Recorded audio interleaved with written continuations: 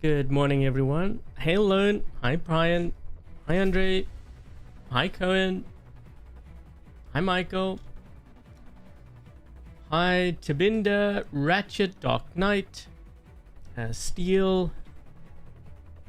Is it Kanger? I'm just gonna call you Kang. Easier to pronounce. Okay, so let's see. I think Dark Knight wanted to see if the Typhon with Flames does well. So we're gonna switch to that. Let's just see if I can find my Typhon.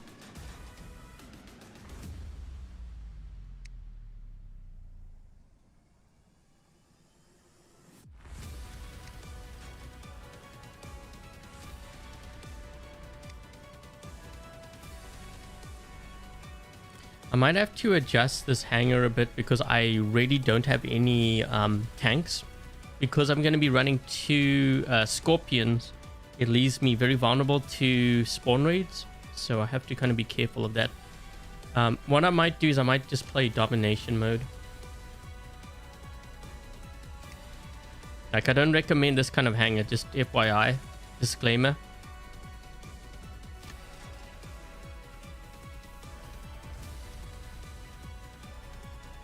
The fact that they go through shields is stupid. Not as stupid as you might think. I mean, we have Shield Breaker for starters. Remember when we first had the Fujing come out? The Fujing and the Carnage, remember they had energy shields? And then they came, well, I think, I don't know if it was before or after. No, I think it might have been, was it after? It was around about the same time, actually. No, wait, it might have been after. We had Tyrants and Magnums. And even Zeus. You know, it goes... You have... It goes through energy shields. So, it's not really, like, much different from that. Maybe if it was like you're talking about like Aegis shields, I can kind of understand, but then at some point you're going to have a weapon that goes through, right? I mean, if you have an energy shield and then you have energy weapons that go through, it's kind of the same thing, really.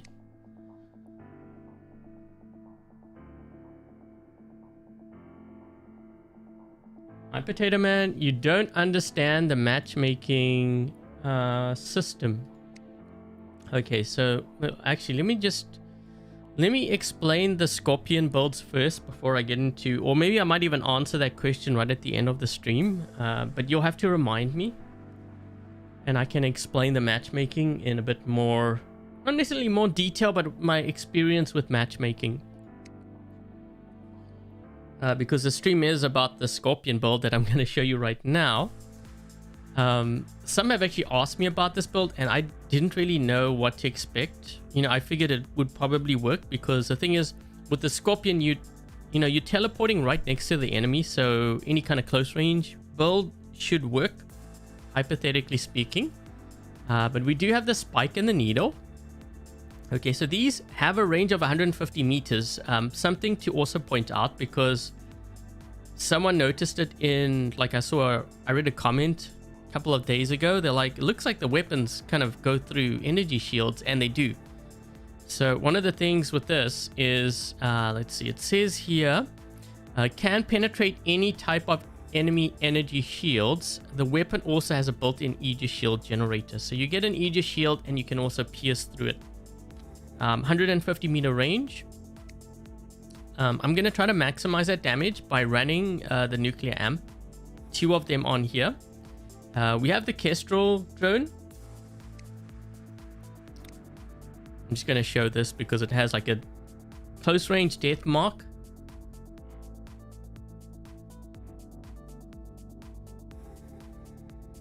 Is 1, 2, 3. Yeah, not a single.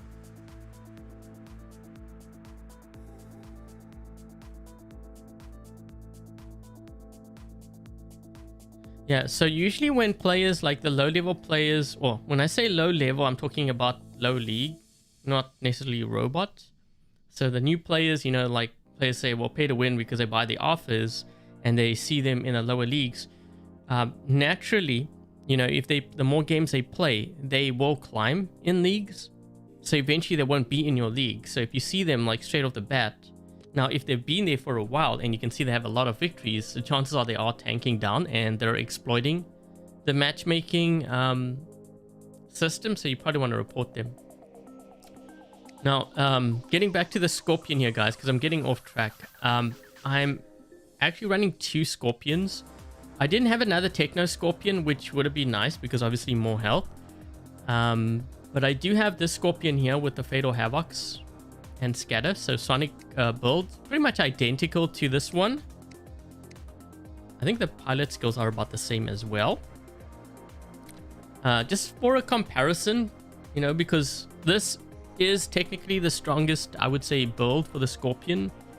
Not sure about like now with this. Yeah, the Kestrel. We could also try, the Paralysis as well, just to kind of boost the damage up even further.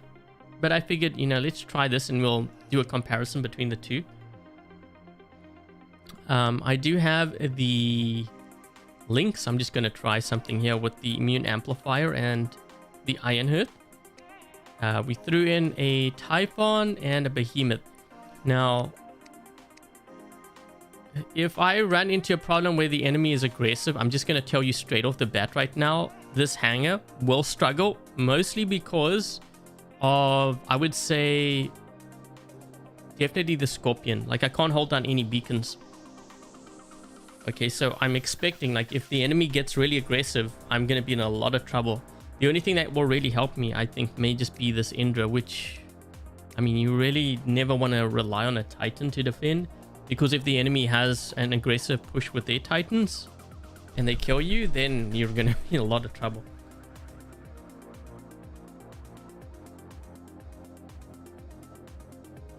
This is not a Dream Hangers. It's I figured I'll just break it up a bit. So we're going to try out the new spike weapons on the Scorpion. Well, spike and needle.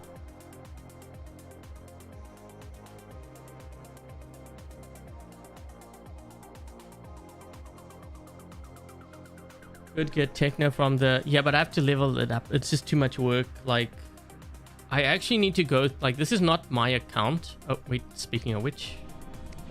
Let me show you the mothership I'm using. Yeah, this is not my my account. So I really should actually go through, like, what I have on this account just to kind of clean things up. Because when it comes to, like, live streams, when I have so many... like extra robots and, you know, that's level 1, like from prizes and stuff, it's kind of a mess. Like, I keep on scrolling and scrolling until I find what I need to find.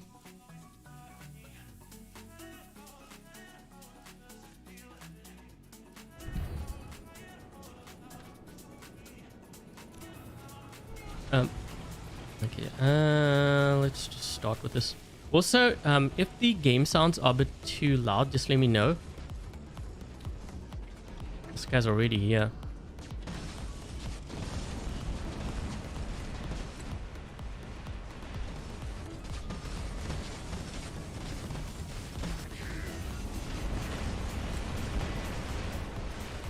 I can't hit him. I'm almost dead. I guess that's the downside with this build, right? I'm gonna be dead. That dead. Yep. Let's just use this.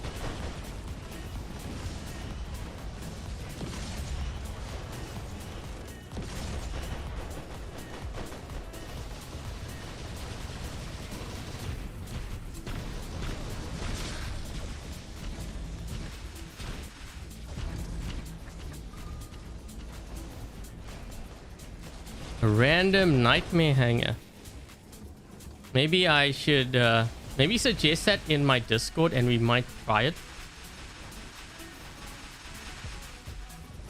I don't want to change stuff now, guys. Like, I can't change my hanger if this is what the stream's about. If I do that, I have to end the stream. Right? Because if someone tries to... If they're going to view this afterwards, they're going to be, well, this isn't even about the Scorpion, right? And I'll basically be killing my channel by doing that all the time. Okay, so the game sounds like good. Perfect. Yeah, I made it louder because I was streaming something else. Well, I think it was a members live stream. Up, up. I landed on his head. Look. Oh, shoot. I'm gonna die. It's funny because the Sonic Scorpion actually did a lot better that one.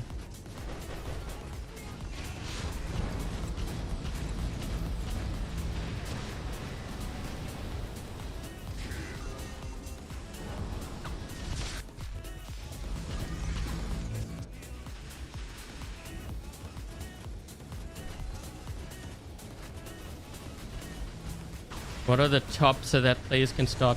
The reason why a lot of the players that are in Legend League, some of it has to do with their bots, which I know you guys are going to say, well, it's pay to win. A lot of it also has to do with strategy and how they play. Usually the ones that are in the higher leagues like that, they play a lot, but they also are very smart players. You have to understand the basics. I keep going back to basics because, you know, when I play games, I can't tell you how many times when I play, I'm like, why is my team all going to like one beacon? Like, what about the open beacons?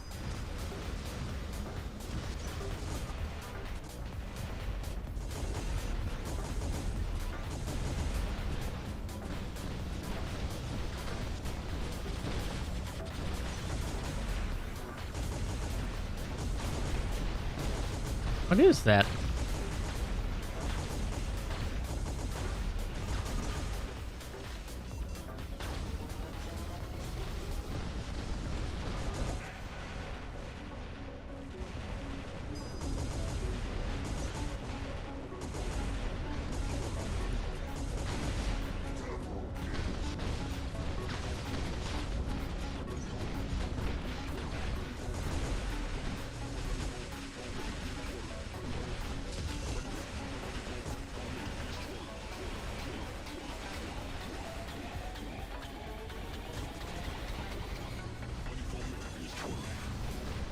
Possessed with ranged weapons. You often wonder why, like, so a lot of players are obsessed with ranged weapons, but also a lot of players complain that they lose games. Do you think that there's maybe a correlation between that? Just saying.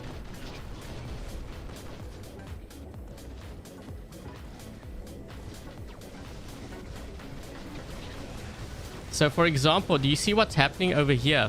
Like, my team's aggressive. If the other team has a lot of range, you see what's happening?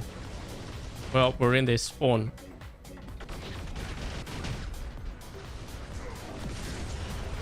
Look at what's happening. My whole team, they're all aggressively pushing.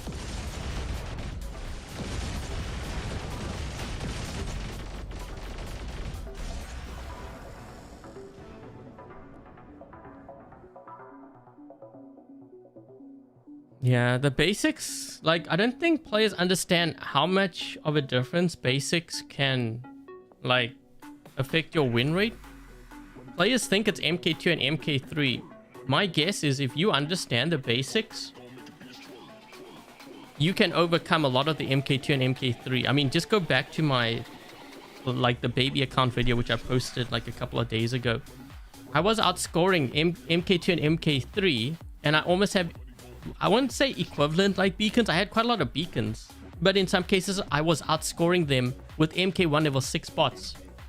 So it kind of makes you wonder, like, how's that even possible?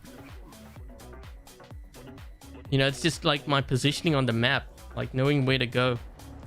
But again, this is all basic stuff that you only learn with time. It's not something that you can buy, unfortunately. Oh, look, it's dies. Oh, that guy's flying real low. If you want to call that flying.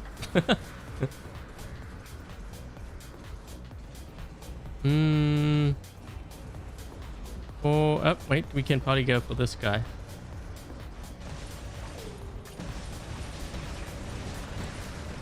Well, this is up close and personal. The next strike, he's going to be dead. But we have to worry about what's going on at the bottom here. I don't know. Maybe I should just go for these guys, right? Okay, wait. I'm going to go for this player here. That's a Mars. So I know now not to go that other way.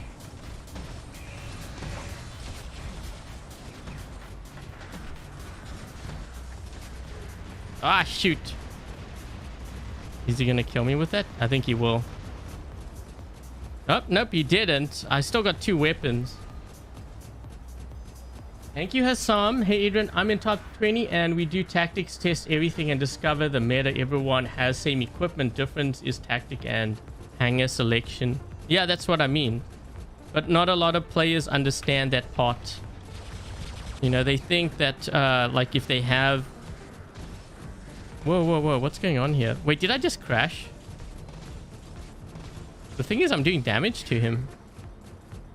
Oh, you know what? I think the reason why I crashed is because of these weapons. Notice, like, no one's moving. Okay, hold on a second. This might be a disaster, actually, because I know this is a known bug right now. Yeah, I think a lot of players, they underestimate like tactics and stuff, like strategy. And where you're going to find a lot of that is when you play in tournaments. You know, when you play in tournaments and you go up against, like, because everyone has exact same equipment, same level, everything for Hangar X. And you will find like the top champion players will just steamroll through all the expert and Master League players with the same equipment and everything. Because they're not playing to the same level, like the same understanding. And that makes all the difference.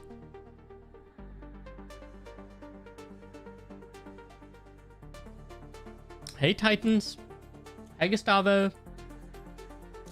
Pick one. Hi Anunnaki. What happened? I crashed. There's actually been a lot of reports of like the new weapons crashing players. And it's kind of funny, I hadn't really experienced it. Go figure, I experienced it more like these things when I live stream. But hey, this is what Pixonic wants their game to look like with all the bugs. I'll just live stream it live so everyone can see.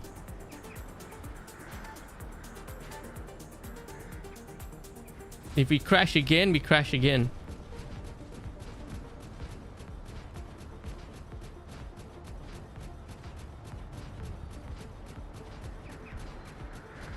What is that guy running?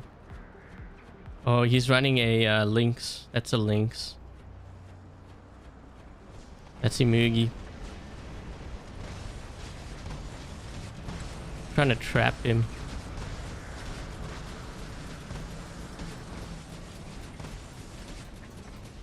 The thing is he gonna sit on this beacon? So you see how that Imugi, he could have...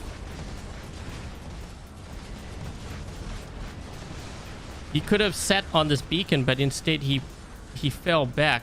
And he actually can hold the beacon down, eh? With that Imugi, you can sit on a beacon and hold it down. But he didn't do that. Again, back to basics. I mean, not to call him out or anything, but that is like basics. Players don't like when I call these things out, and they're like, well... You know, not everyone plays the same way I do, but it's not necessarily like how I play. This is how Champion League players play, right? This is how they play at the top. If you're losing a lot of games and you're wondering why, well, that might be it. Just pointing it out. You want to hang with the best, you got to play like the best. Ooh, what is this guy in? That's a lot of stealth. That must be a Lynx, right? Oh my gosh. Let me guess. I think he's gonna die, just saying. Hard to heal gray damage. Yeah, gray damage can be like... This is still very formidable. I would say like... So the Sonic build is the strongest build in the game right now, but I was testing to see if like the new weapons might replace it.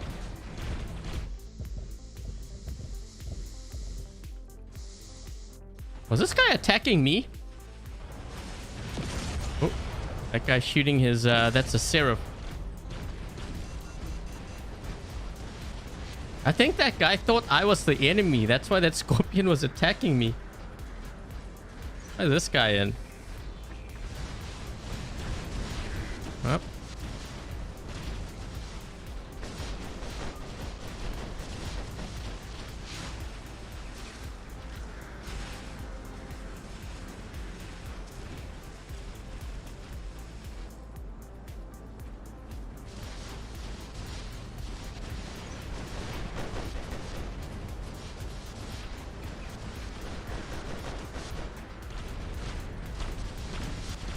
I think this Sonic Scorpion is more deadlier to anglers.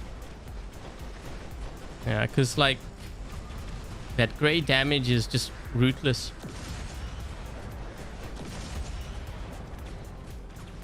Okay, well we know he used his ability. That's I think that's the angler. This guy in front of us, yeah, this guy here. So I'm gonna try to maybe target him first. Yep. Oh, there's another one. Let me just back away. We might be able to kill him still. Yep. Because we're the, we're the same height as the angler. So even if he does go into that stealth or I get blinded, I can still hit him. Let's target this guy.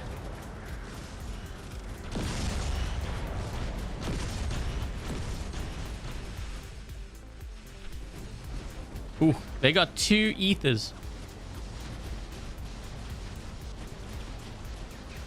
I think sonic weapons might still be stronger.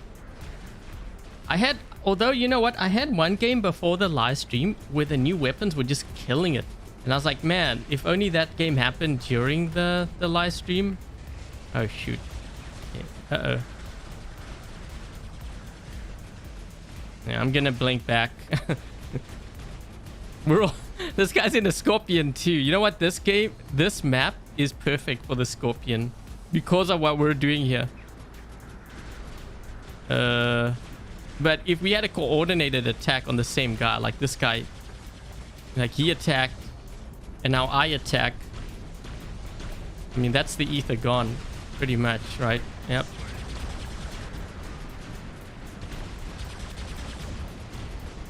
I should have blinked back, but I didn't want to. We got that beacon. Yeah, he got off the beacon. Although, wait, are we losing our home here?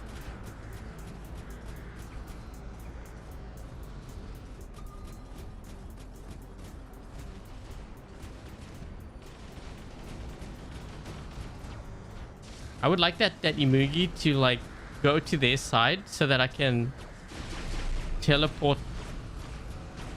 Oh wait, what's this guy in? Oh wait, is that an Imugi?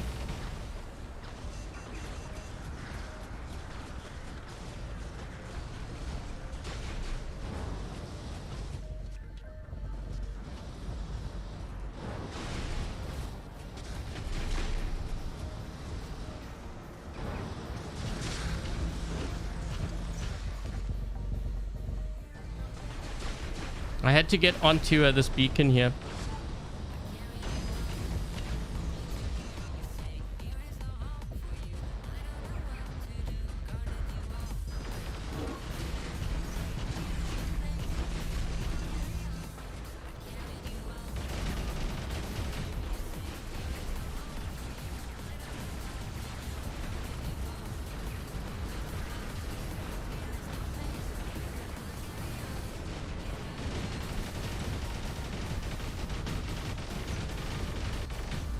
Oh my gosh, that Fenrir is pretty tough.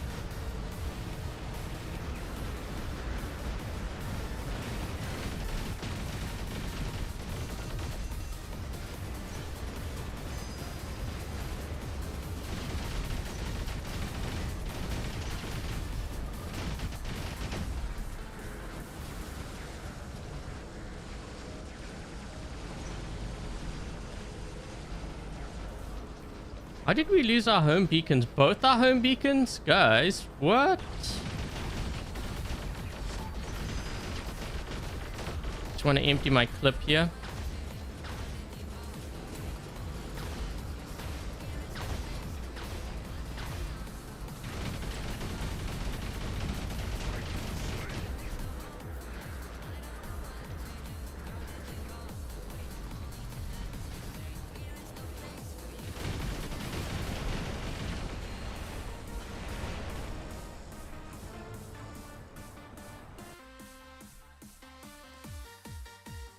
You have an exam in 20 minutes. Maybe you should be studying for it.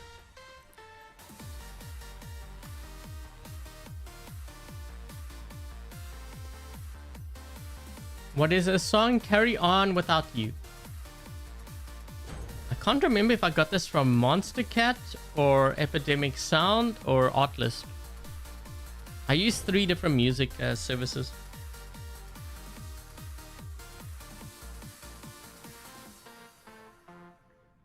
Especially on phones. Yeah, I'm not really using a phone though. I'm using an emulator, which might also be the reason why I crashed too.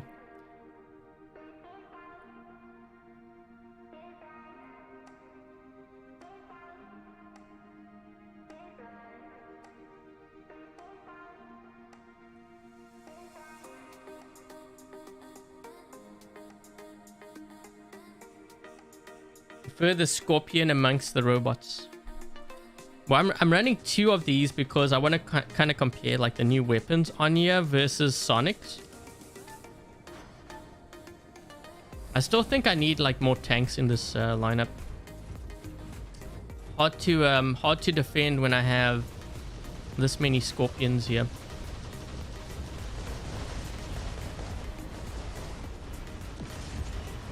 Trying to see what I have back there. Maybe target this guy if he gets within range. Oh my gosh, he's 354. What about this one? The Scorpion's also... He's like, which one should we attack?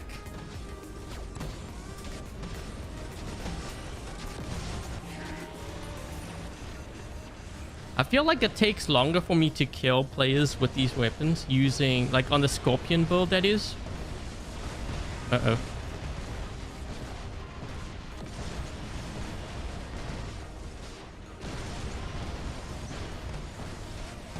We have to watch our other beacon there on the other side.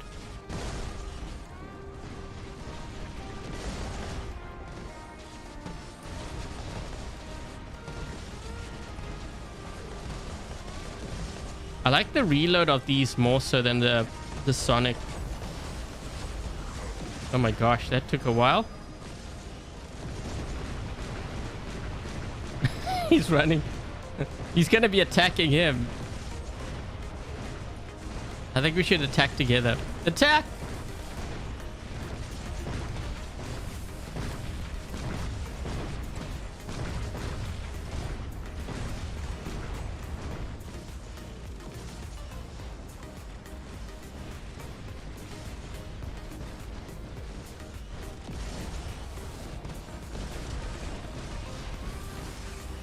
Oh, there's a couple here. I can probably target this one here at center. There's 2 of them though. What are we dealing with?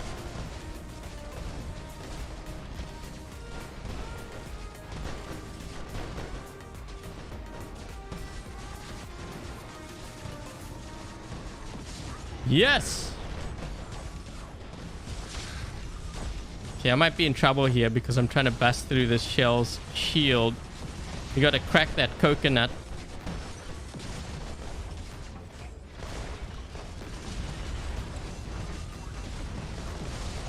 Whew, man, there's so much going on here. I don't even know what's going on. I just put a shield up. We're using our paladin right now just to kind of give us some more health. There we go.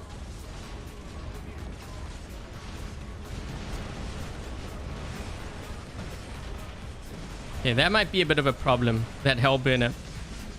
Yikes! Oh, hi. He's looking for me. Oh, I wanted to blink back after he moved that side.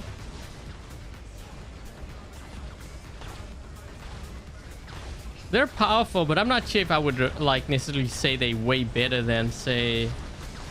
Oh, that guy's getting roasted. Yeah, try heal that. Oh my gosh, he actually did heal that. Okay, forget I just said that.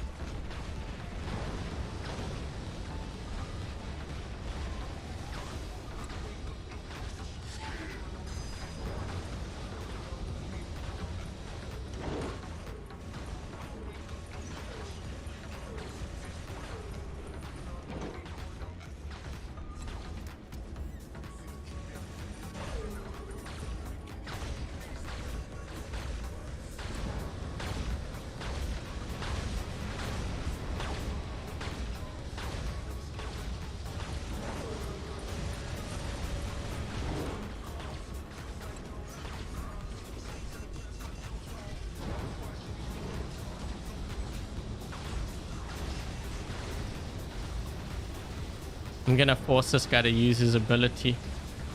I'm actually still hitting that angler. You can see my crosshair was going... Oh, wait. I think I got... Oh.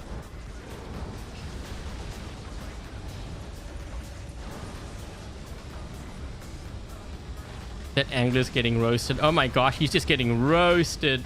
Wait, do we have someone behind? We do. What is this guy in? That looks like it might be a Titan, right?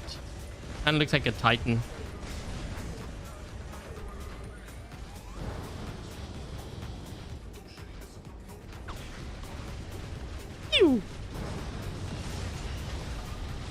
Oh my gosh, his health. He just turns around. He's already like down to his last stand. Oh, this guy's gonna get locked too.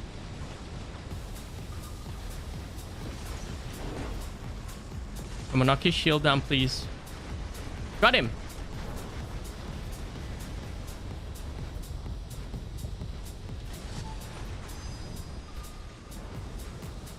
Oh my gosh.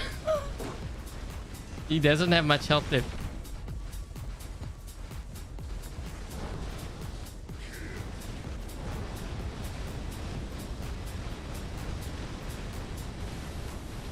I'm gonna use this to corner shoot. If I can shoot around the corner. I'm using the pillar as a shield. Oh, nope. Let's go this way.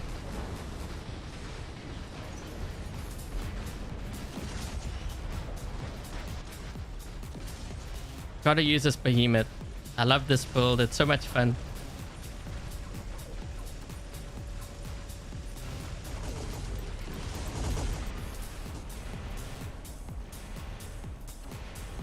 Look at his health. Kill that.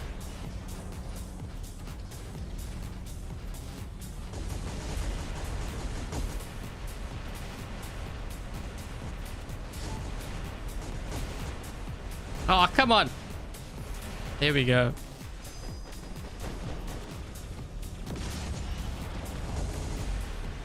Oh my gosh, it happened so fast. Yes.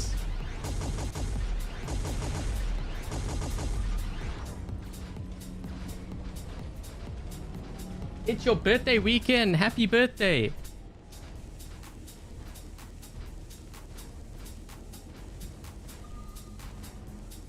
That Invader's actually pretty tough. A lot of players underestimate that thing. You know, and the other thing too about Invader, because it's so low to the ground, like especially if you're dealing with like an angler. So if they blind you, sure, right? They blind you. The thing is, you're so low to the ground, if you have like flamethrowers, you're probably going to hit that angler anyways. So blinding doesn't really help as much as you might think.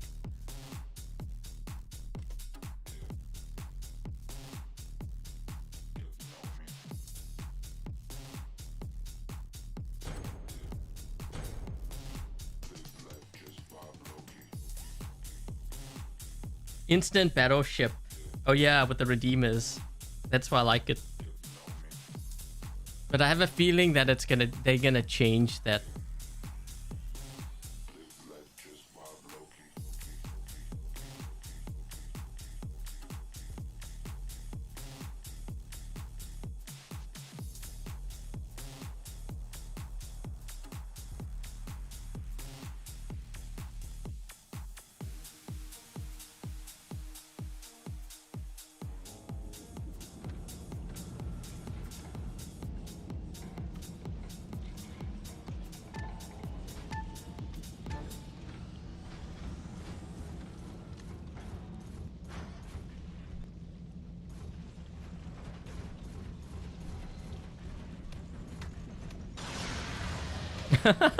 This guy's name. Expired Sushi.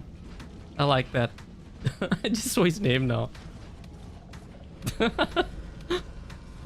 Oh boy. Some of the players and their names that they use are funny. That's a good one though. That's a good one. I'll give him that.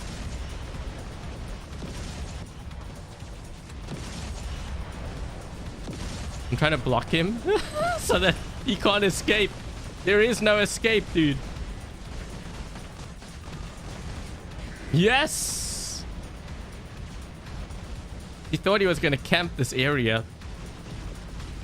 But then I pushed him out into the open. You know he's going to go after me now because that's like... Yikes, yikes, yikes! My health!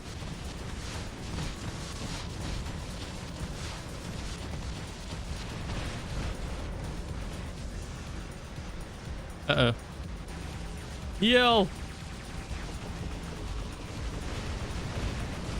Oh my gosh. Orbital strike. There goes my last stand. What is this guy in?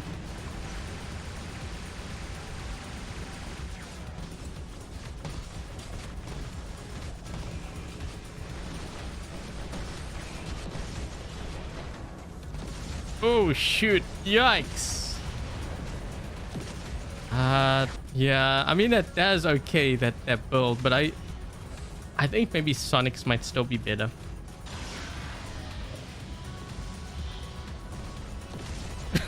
not as deadly as gas station.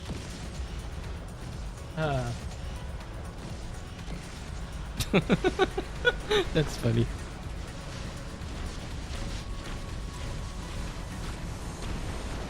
Oh.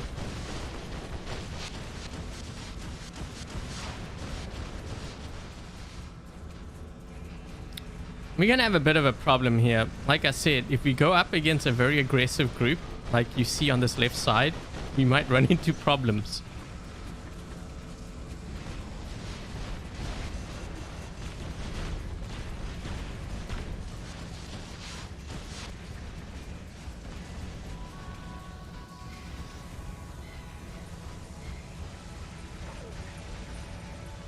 Who doesn't like sushi? I actually don't really have sushi that much. I mean, I don't mind it, but there's been like there was like a craze here in Canada, or at least in Toronto, where like everyone was having sushi. Come on, he's almost dead.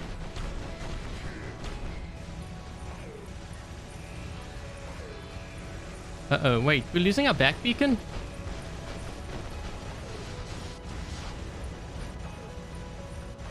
Is that that might be a Mars, right? Maybe. He's got a shield. Oh, Typhon. Trying to trap him against the back there.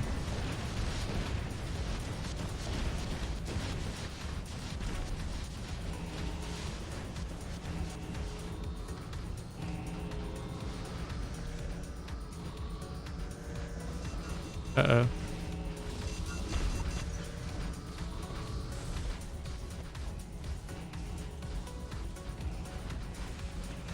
What do you mean scorpions don't have skins? I'm pretty sure I have a skin on the one I'm using. Like I don't... Or am I not seeing? That's weird.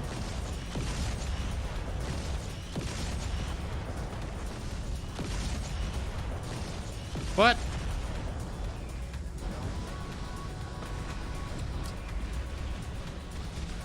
Trying to lock this guy down. Yep.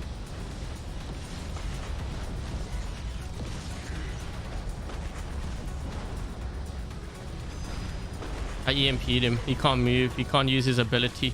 Let's lock this guy in place.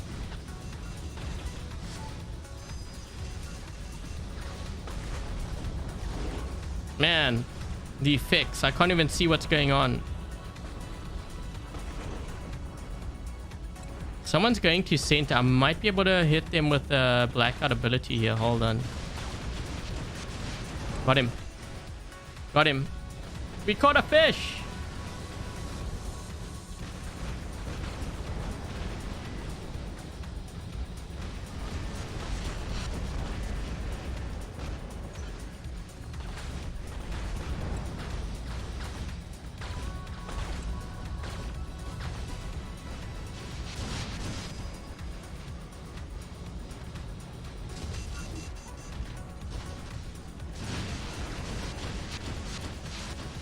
Hi, Viper.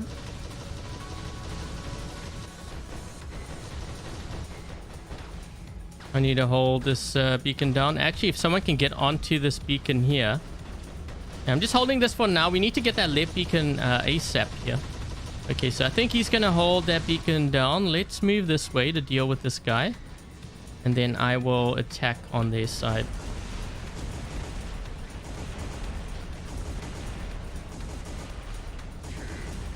Okay, there we go. We got to watch our left flank. Because we're losing a lot of our home beacons and stuff here.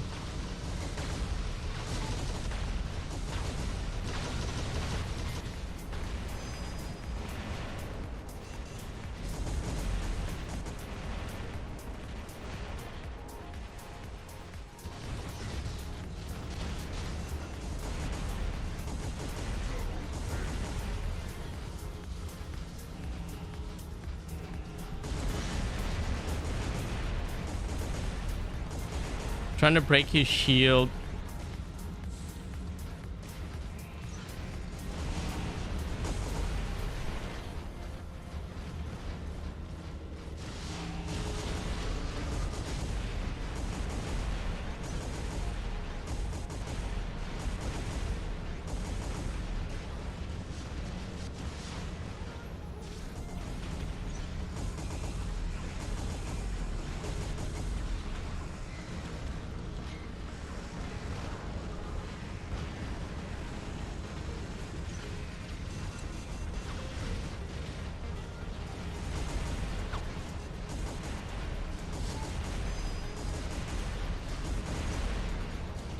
I think I prefer having the paralysis on this build. I'm just trying out to see how it would do.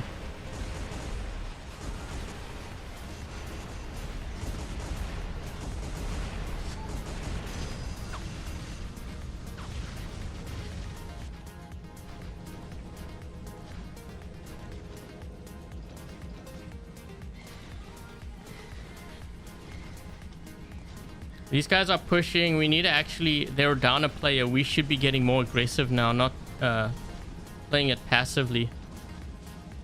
Yeah, because they have a guy in center, and he's going to get that beacon. We can't let him get that beacon there.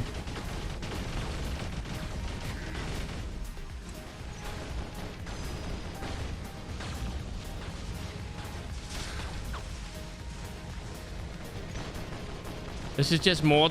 I know I might lose this Titan, but I have to do it. If my teammates aren't willing to protect, I have to do it. We shouldn't have given them that beacon at center. We should be pushing more aggressively here because they've lost a lot of their Titans. Like our Indra on our team should push. Hey, Cosmic. I had to throw away my Titan to get that center beacon back. Yeah, this guy, he should honestly just push.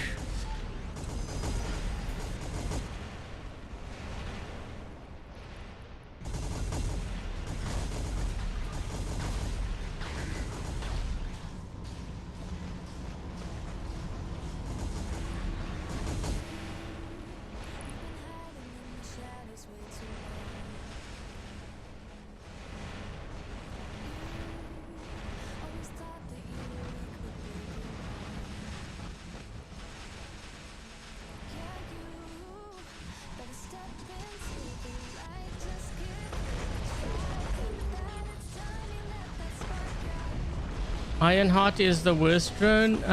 No. I'll show you kind of the reason why I'm running that.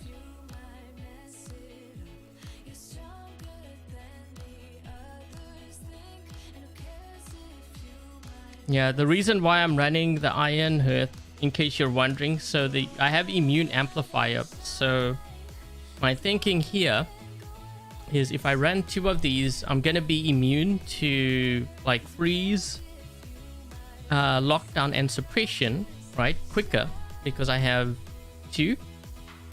So if you're immune and you use the Ironheart, if you read the description, on freeze immune or blast immune defense points. So while the robot is immune to the effects of freeze or blast, so remember freeze, that's where the immune amplifier comes in. you get more defense points. So this is more just to kind of make it harder to kill. That is my thinking behind it. But I think I prefer like the more aggressive, like the damage. I think the other combination is stronger, like using 2 repair amps maybe on here, or even 2 nuclear amps with a last stand.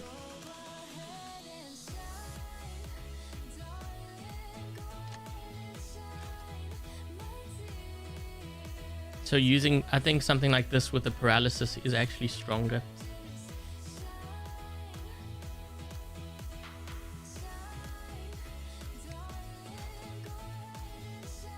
Hi, Devil.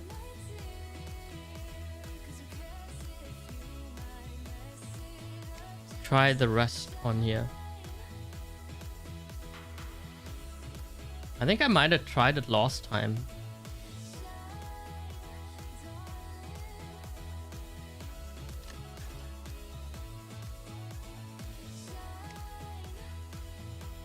The Crisis. I think I like the look of the links more than the Crisis. Crisis kind of reminds me of like Erebus, except you have 4 weapons. I don't know, it looks really weird, like the bottom part almost like it's twisted and it's facing the wrong way.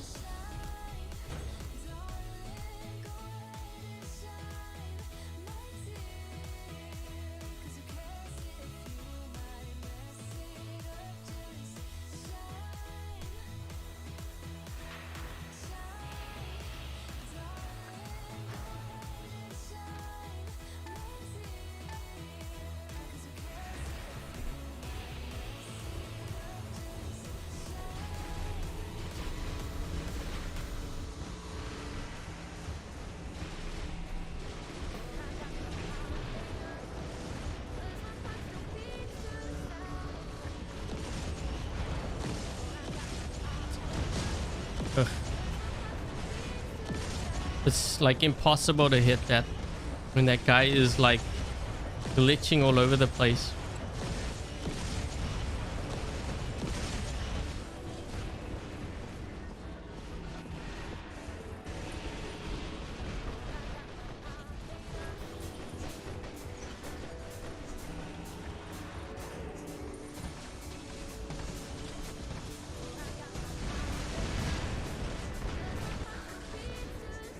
Oh, yikes, heal.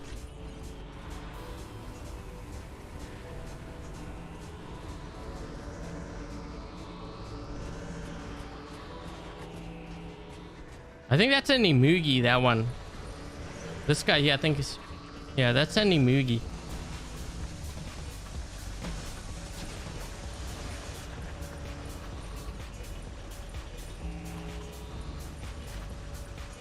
I crashed. Yep.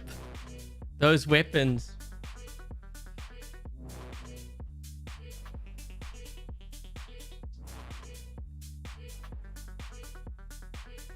That ignores reflectors and force fields because that's stupid. Well, we have a weapon that ignores energy shields. Charons, Magnums. You have Zeus. They don't block.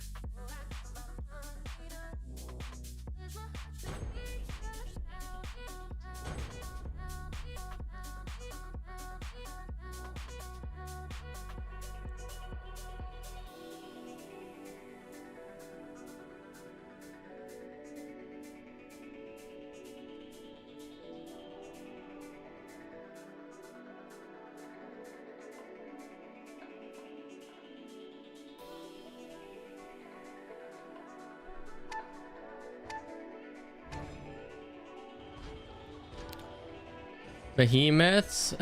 Skinny brother. Okay, so we had 3 guys go to the same beacon. For real. Then again, they also did the same thing. Wow. What is this guy? This guy is like a Typhon or a Mars, right?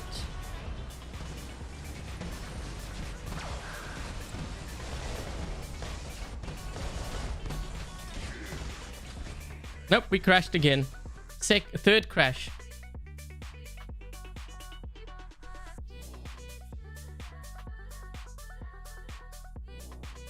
At least we got a Mars.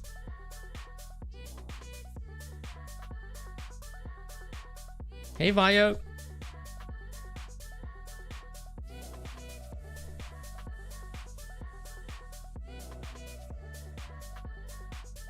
See the game stability. Yeah, dies. You know what I should do is every time the game crashes, I play another game. I play another game, like a different game.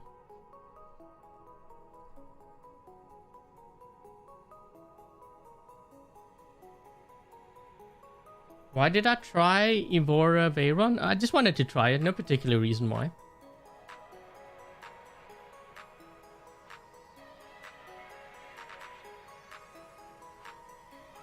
Harpoon, Skyro's insta-crash. There's reports that the new weapons crash. Who has to pee but won't get an empty stall, so keeps looking around. That's funny.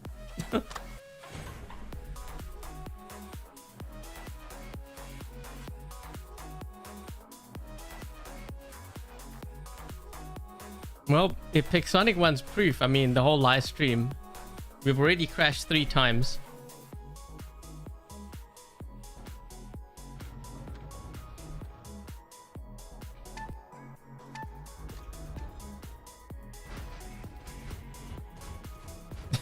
That's funny though.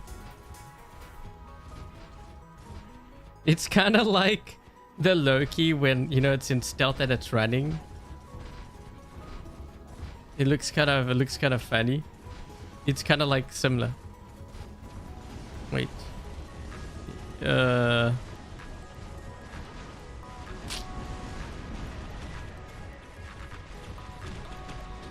can't go for the lower beacon now. We took 2. Oh, wait. Ready for the crash, guys. Ready for the crash. It's gonna happen soon. There we go.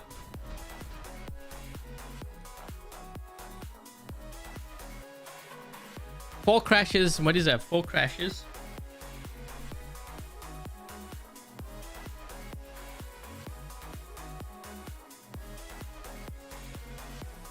Yeah, just saying, every time the game crashes, I should stream like a different, like we would play like one game of Overwatch or something.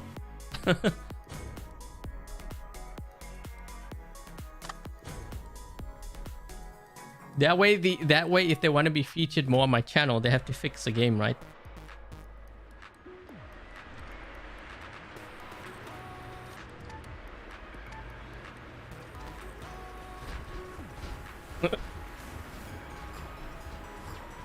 I think that's like 4 crashes in the first hour of streaming. Man, we still have 1 hour left, guys. I don't know if I can make it through.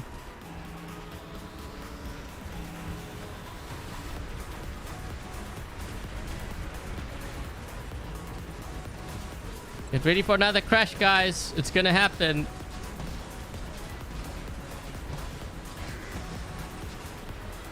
Okay, well, I got locked, but at least I killed him.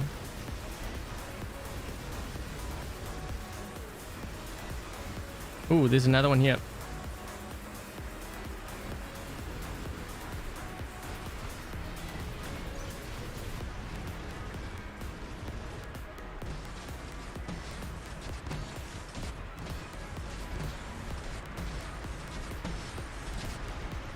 I wonder if it's affected more on like some bots than others. Like it's been happening a lot on the Scorpion. Like, does that make any difference? Man, this is actually taking a while. So in this kind of case here, with this Fenrir, I think I would have probably killed him quick if I had Sonic. I mean, he's still alive. Wow. Pretty much dead.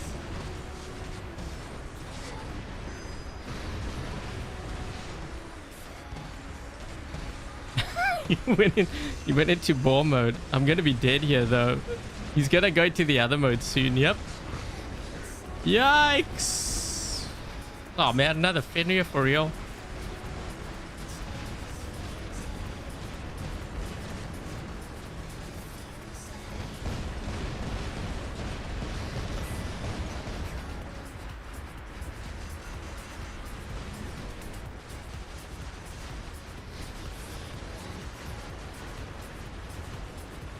Trust me, I'll be doing it for their own good, right? Because then they'll want to fix the game so that they get featured more.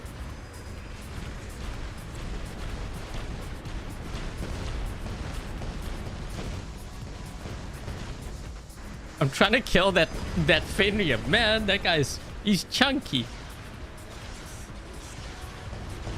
Oh wait, I can't drop in. What? And now I can't drop in.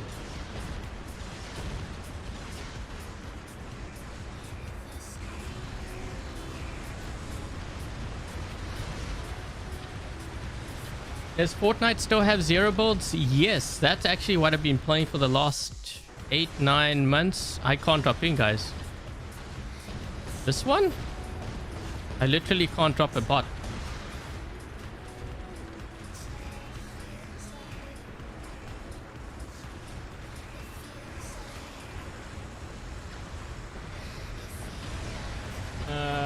Pix sets up aggressive players against long range all the time.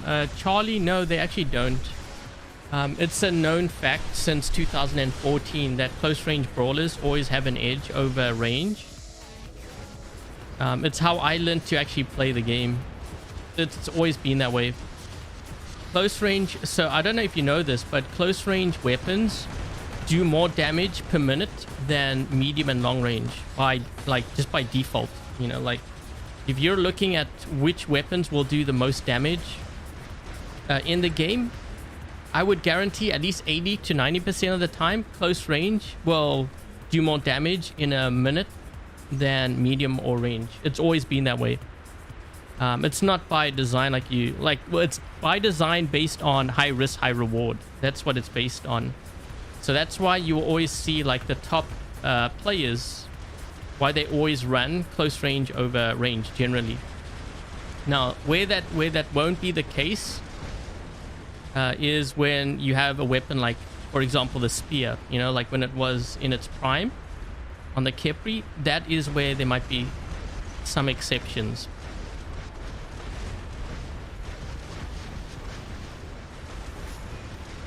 I don't know if I like this build.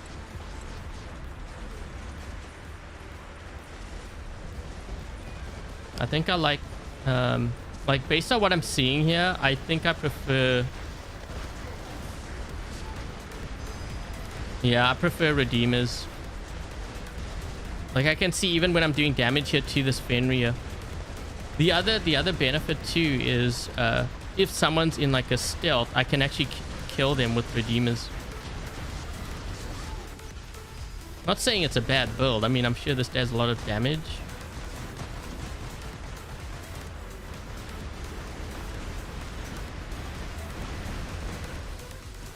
Yeah, I prefer Redeemers. Redeemers are a lot stronger. I can tell when I'm moving around the play. Range is just annoying. No, yeah, close range doesn't, it never has had an edge over, like, range has never had an edge over close range. This is going all the way back to when the game started. If you look at like the Thunder versus like a Kang Day, you know what I mean?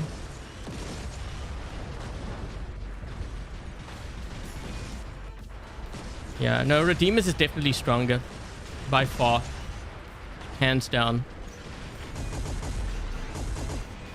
Man, now I wish I didn't switch it, because that would have helped me a lot for this game. I mean, I know I have it on here, but I'm in trouble.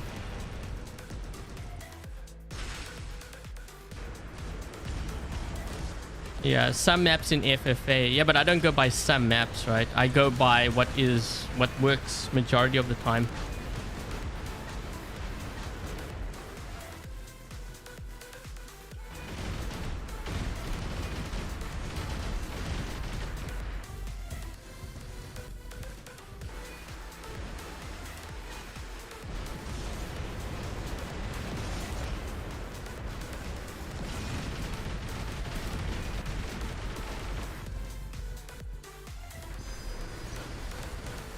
I'm going to lose this game just based on the fact I couldn't even drop into the game.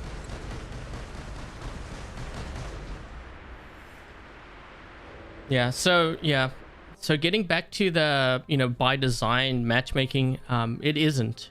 Okay, so it's not just actually this game. Again, like, let me just explain this. So close range weapons always do more damage per minute than medium and long range. Mostly because of the fact high risk, high reward. If you're going to get close to your opponent, it requires you to take on more risk. Therefore, it should do more damage.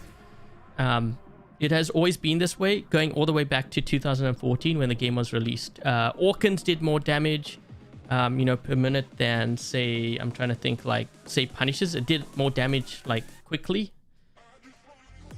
Punishers did more damage than, say, we didn't have trebuchets. We had Kang Days and KWKs or Quicks, if you guys remember and recall.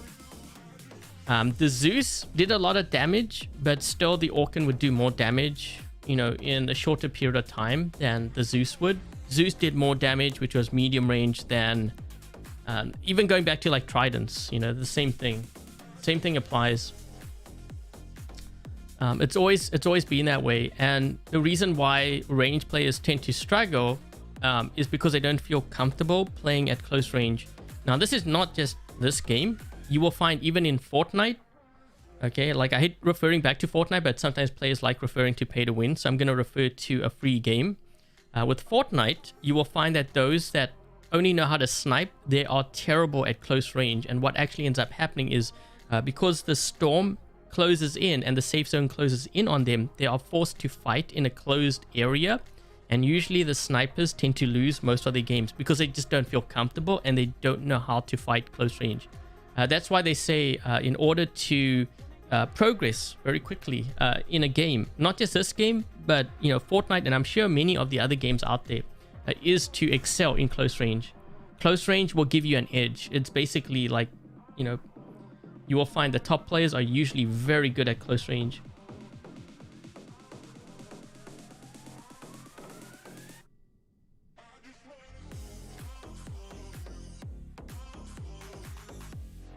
Yeah, it's always been that way.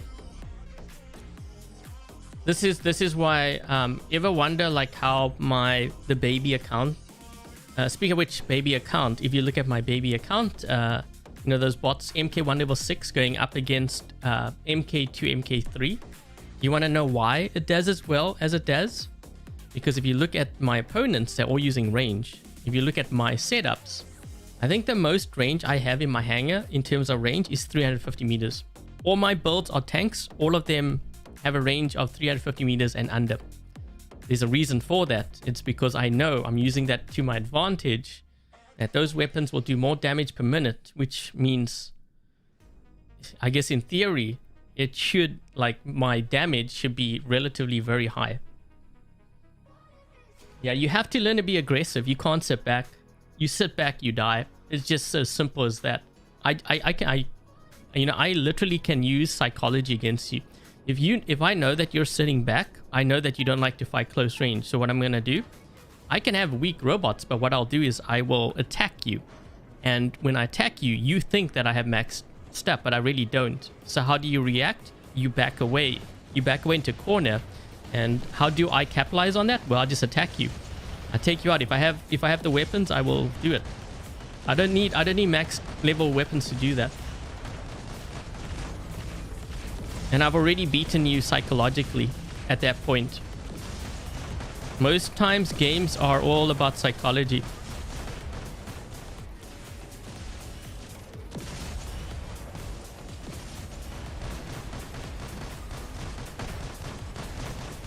Just trying to corner shoot that guy.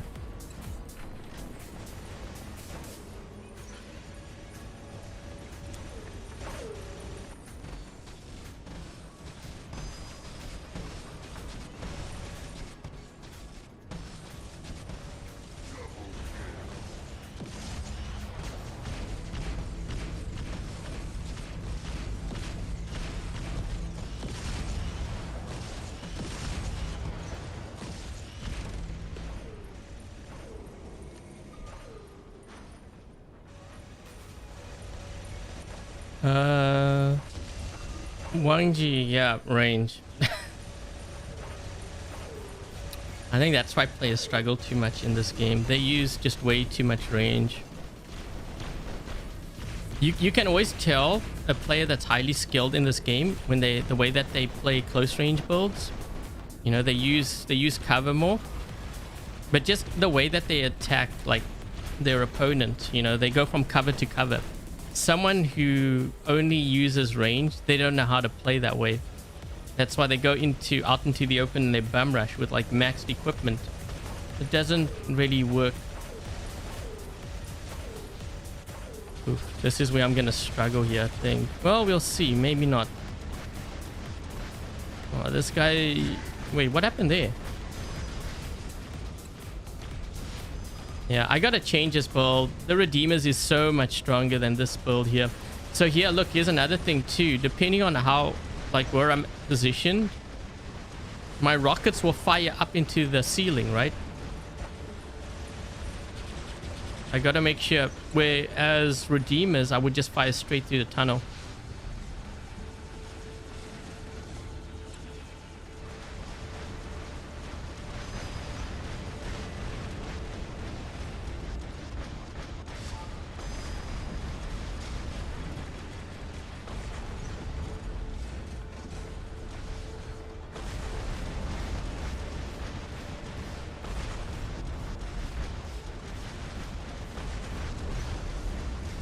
Dude, I feel like I'm doing no damage to him.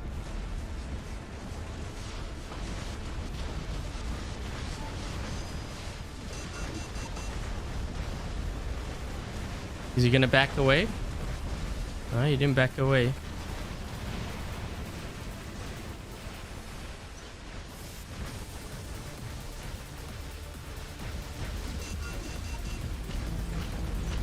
Yeah, I really don't like that build at all. I think Redeemers is a lot stronger. There's always a kid with a pro... Yeah. They don't do well against strong players. And by strong players, I'm not referring to MK2, MK3. I'm talking about players that know how to play. The ones that could use a low level account. They would just get wiped out.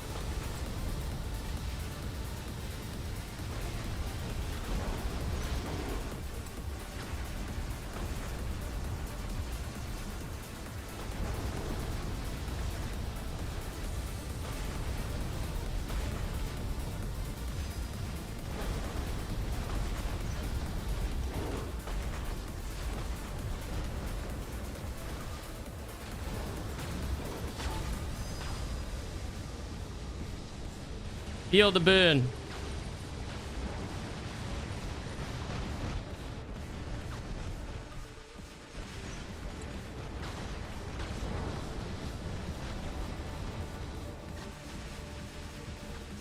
Whoa, he blinked. What? You guys see that? He was to my right and then he was to my left. Actually, he was in front of me and then to my left. Yeah, I'm tickling. It wasn't doing that much damage. Appear weak when you are strong and strong when you are weak. That's actually very true. What is that? Art of War? Okay, we gotta change this. I don't like this build at all. You know, in all honesty, I think actually even punches might be stronger. Like, I know it's a new weapon, but that doesn't mean anything. You could show me the new weapon. If it doesn't do damage for me, I'm not going to run it. I run what is effective.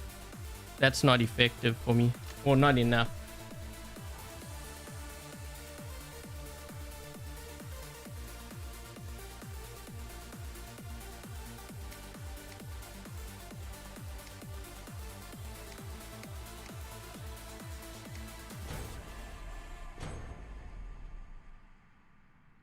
To Glory, that might be kind of interesting.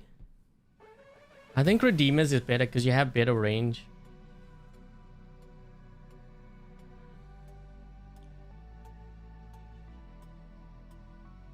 The best build is Redeemers. It might be the best. That's also why I think they might get nerfed. I mean, I don't need to tell you guys this. I mean, I'm not telling Pixonic this. They can see it from their numbers. I think what they do is probably every couple of months they probably look at like the stats for each weapon and each like how it performs in each league, and they probably have like a threshold. If it goes past that threshold, then they probably nerf it. That's what I would imagine. So they could tell like how many players are running redeemers in champion, master, expert, diamond, you know, all the way down to like private or whichever the lower league, recruit. They can see like the damage numbers, right? And then they can compare it. Redeemers to punches to talons to, you know, to glory weapons. They can see all of that. We don't need to tell them. They can see all those numbers. You can put it from the servers.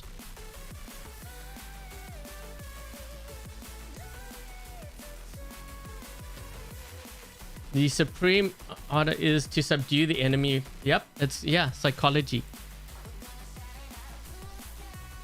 One way to overwhelm your opponent is to play aggressive. It's not just this game, any game really. If you get very aggressive on them, they will like freak out, okay, and they will back into the corner, and you wouldn't have even fired a single shot. Is the Skyra still good? Yes, it's still pretty decent.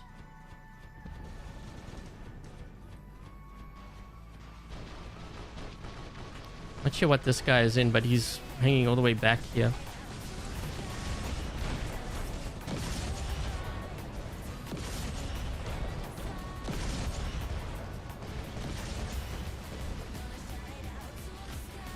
Might as well take their beacon.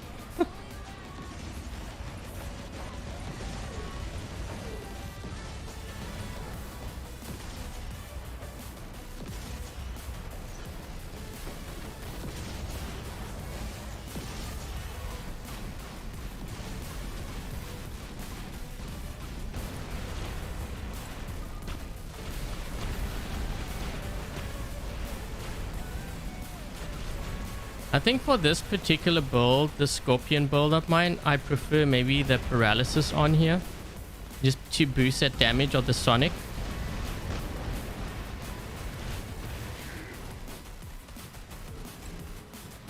Took a lot of damage from that guy.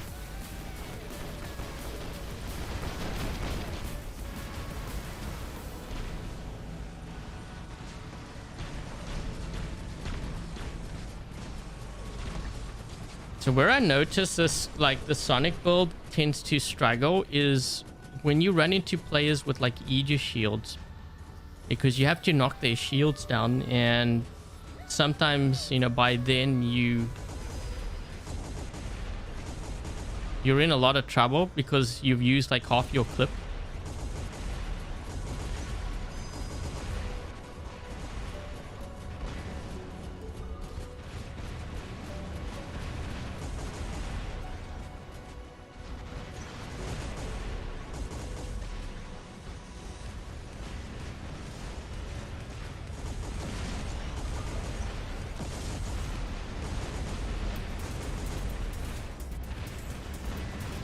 Man, I'm getting hit by too many players. We gotta get this guy out of our spawn is what we need to do.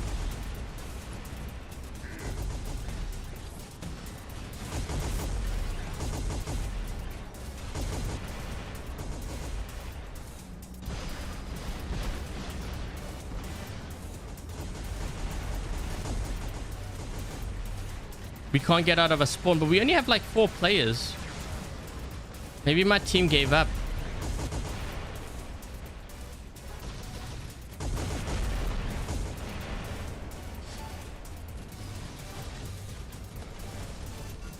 This Mendes trying to heal me, but the game's over. They're already pushed into our spawn. The game's over when they did that.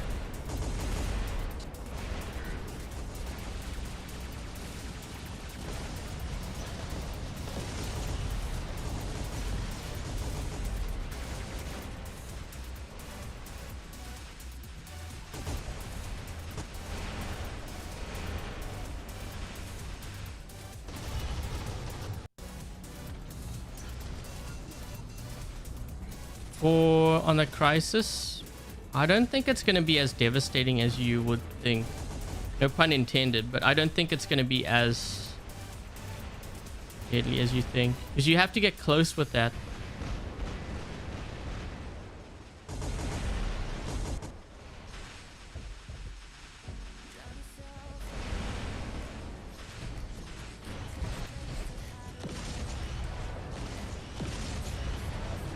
Did they nerf the Mars? Yeah, they nerfed it.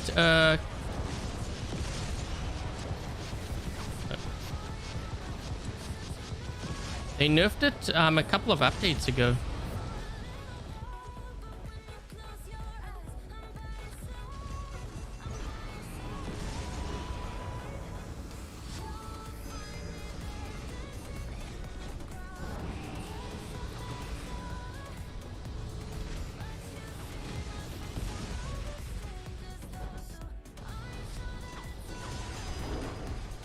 Gotta knock that guy's shield down. I need to get him.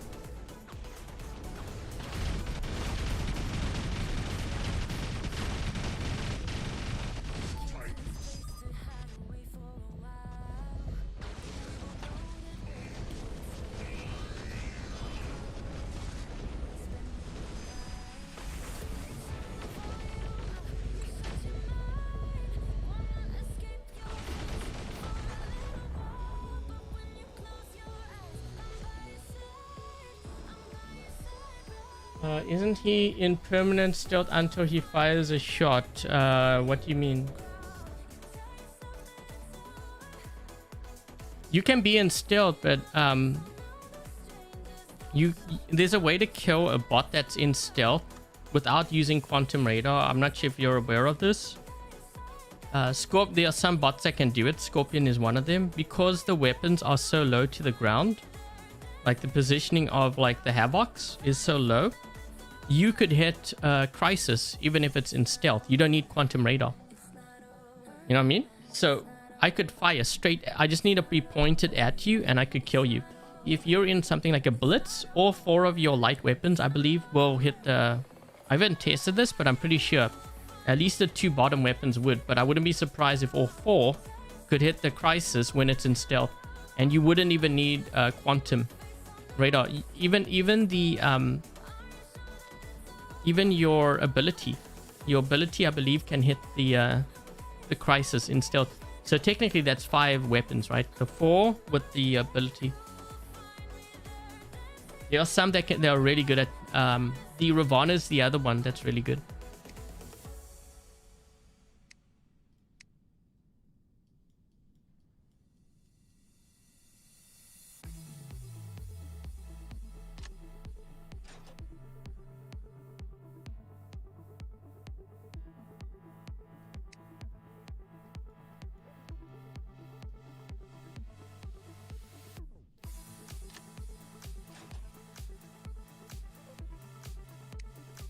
I think I'm going to change this. I think a Minos is better.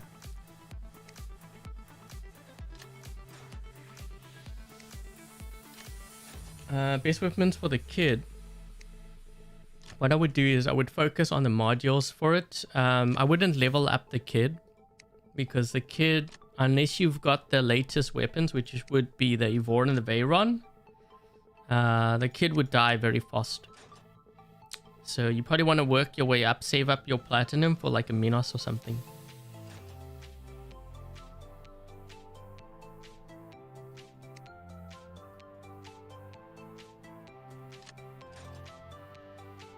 I'm using the Paladin.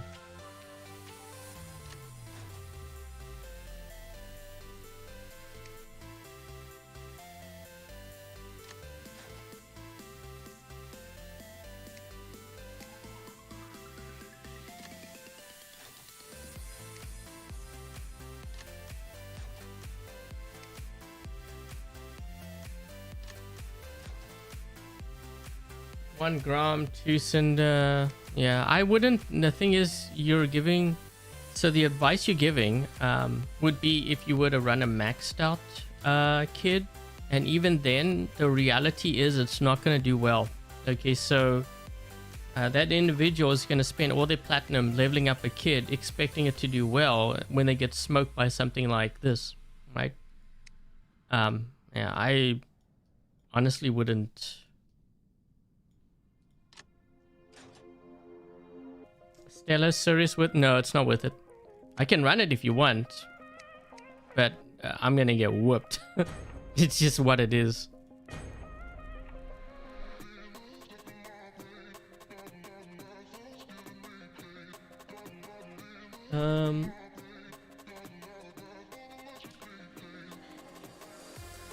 The Mina, Scorpion, Typhon. The Typhon can. Skyros could. Kepri could. Without using Quantum. Technically, a lot of bots, like, you can kill someone that's in stealth. There's a way. You have to lock onto a player that's behind them, and you have to preferably be on a surface that's, like, equal level. So, like, a flat... You have to be... Like, the ground has to be flat. Like, if you have, like, terrain, like canyon map, for example, and they're on a hill, it may not work.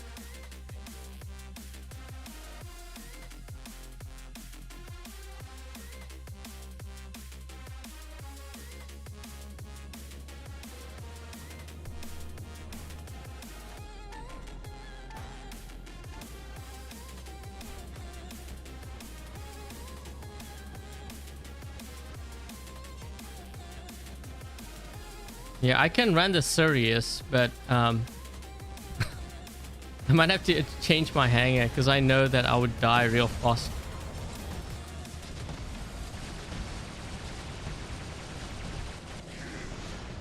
Yikes.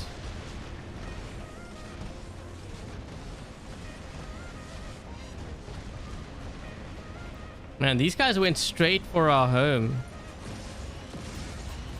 I think my teammate just backed away too, based on what I'm seeing here. Yeah, we've been 5 capped. Oh, I crashed. So what is that? 5th crash now?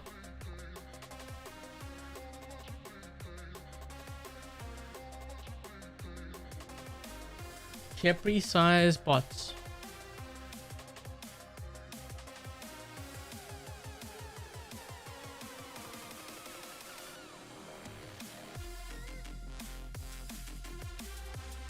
Sorry, I'm just busy restarting the emulator. Oh, and for the one asking about my mothership.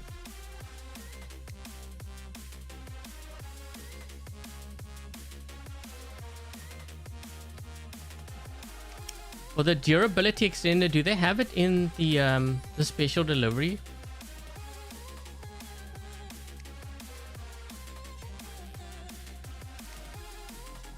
Because I know they were giving that out.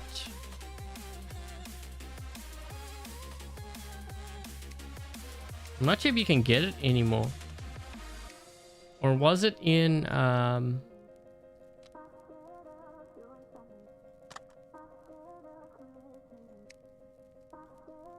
don't think you can get it anymore. Is Gravity Amp? Maybe it's in here. It was in a event, like the past event. What causes the crashes? Apparently the new weapons do.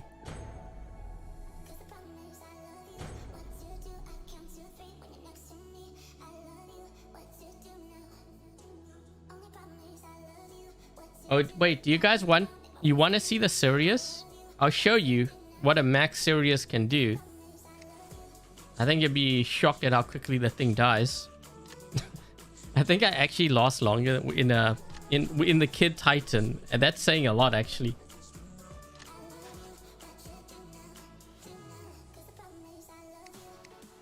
Let me just yeah, I'll keep that there.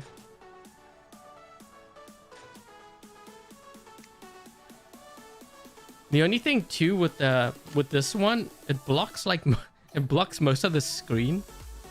So like you can't really see what you're firing at.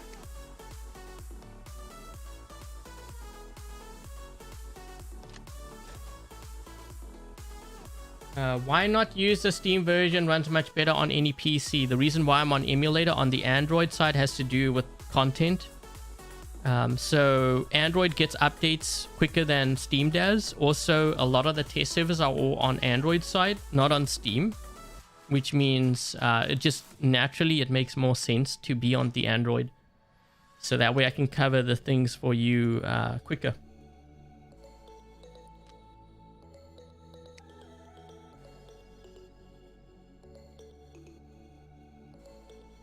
What was I gonna run on here?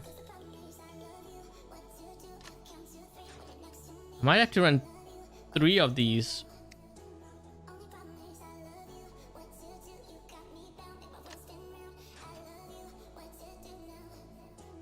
But it's actually not that serious. Well, it is. It's seriously very bad. Get it? Actually, wait. Do I want to play Beacon Rush? I don't know if I want to play Beacon Rush with this Titan. A serious buff. It does need a serious buff. Like 4 buffs maybe. It's going in the way of the Heimdall. Remember the Heimdall? Everyone's like, oh man, that's so OP.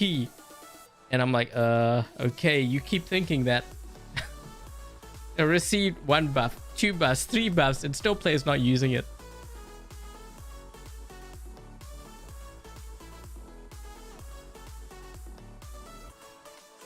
Steam is late in updates, yeah. So I can't cover the new content for you if I go Steam route. But you aren't like wrong. Like Steam, it would make more sense. But from a content point of view, it doesn't really make any sense at all to go that route. Other than it's gonna look better in that sense, yeah. You know, the graphics will be higher.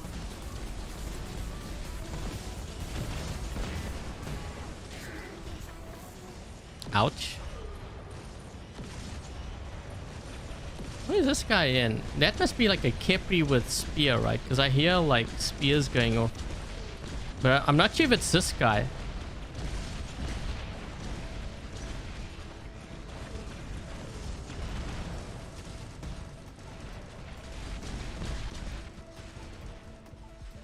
Oh, he's going to give us a beacon though. Also, I might crash because I'm playing this build here. We've already crashed like, what, 5 times? I think it's like 4 or 5 times we've crashed.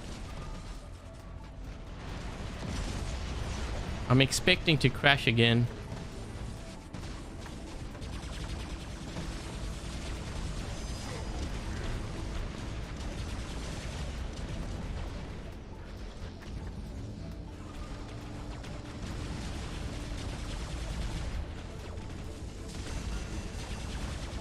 Ceres' OP needs a nerf.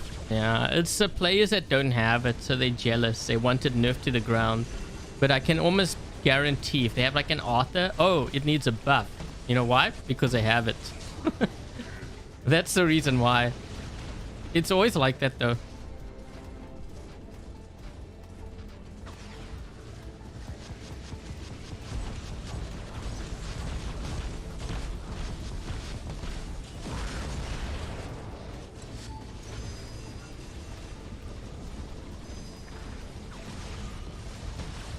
Remember me? Yeah, you're the one that attacked me. I killed your buddy too. Nice knowing you.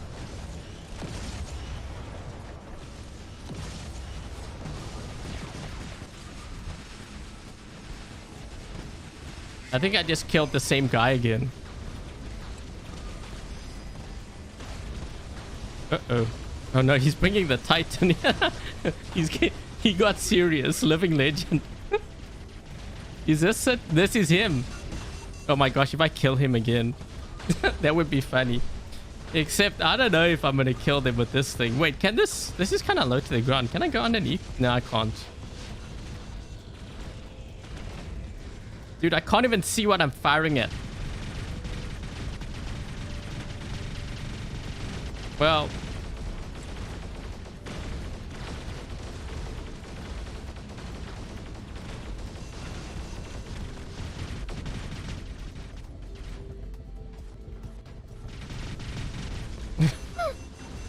Wait, can I send... I guess if I fire this, it's gonna bounce off the wall.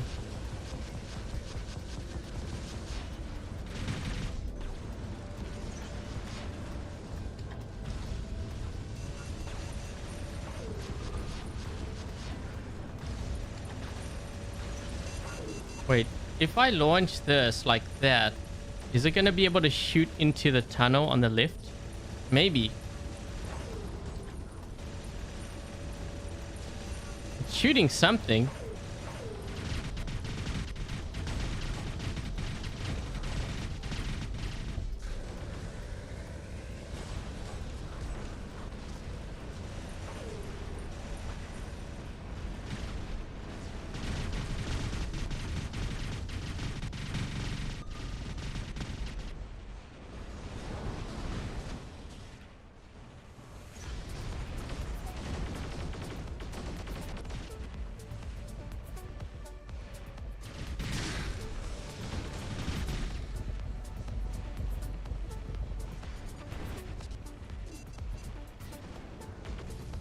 I'm actually surprised I'm still alive in this thing.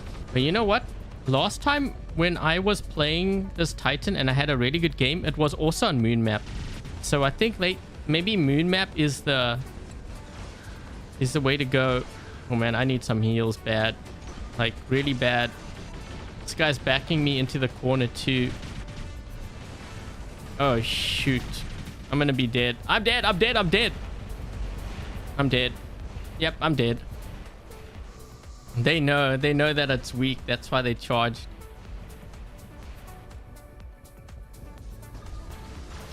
Money. What? I thought I hit this guy.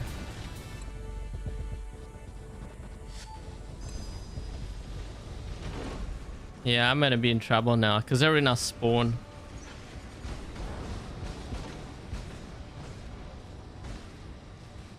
Trying to kill him.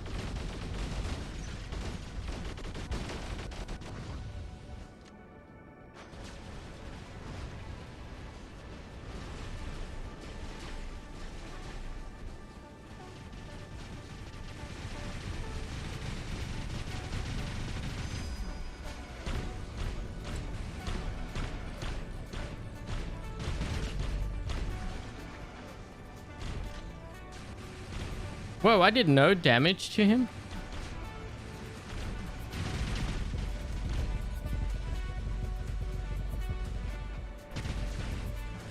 That was weird.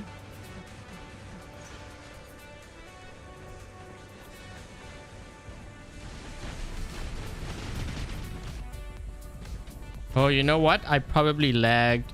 Because look, even with the 2, he's taking damage now. He wasn't taking damage earlier.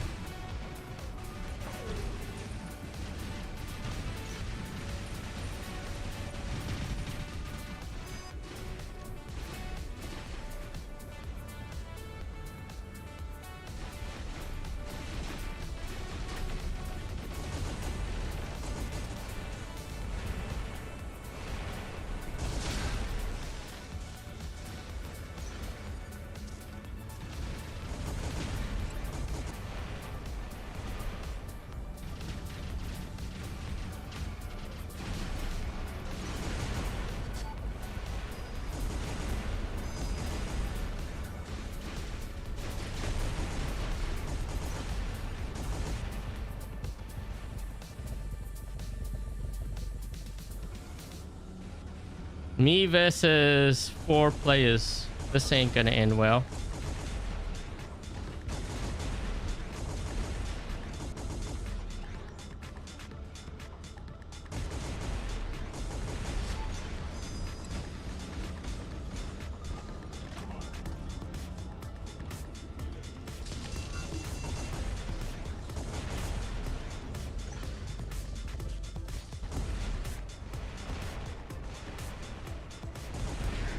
I killed him. I think if I had the Talon weapons on here, I wouldn't have been able to kill him.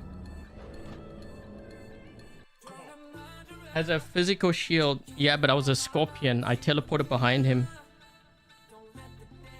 He doesn't have a physical shield on the back. It's on the front.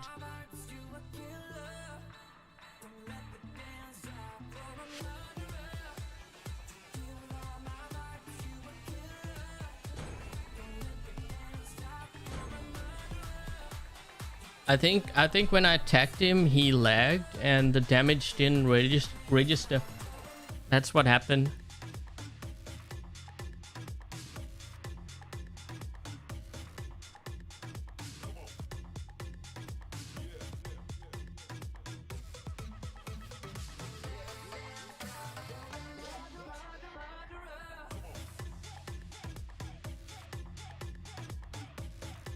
This Sirius needs a size nerf.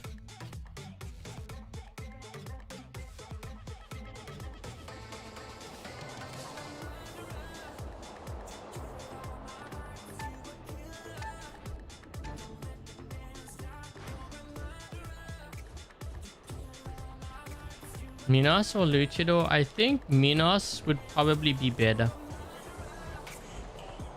Like overall, I think it's better Titan.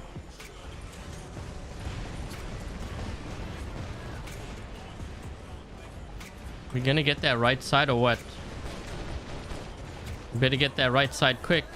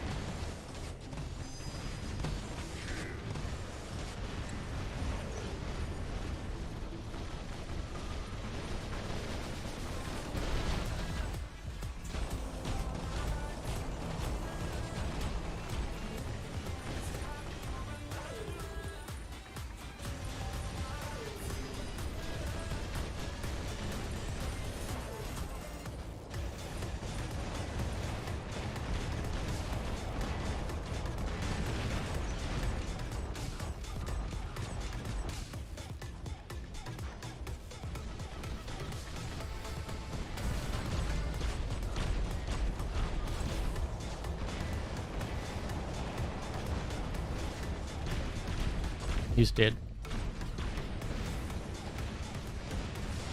This guy's doing a lot of damage to us though on the right side. We got to be careful of him.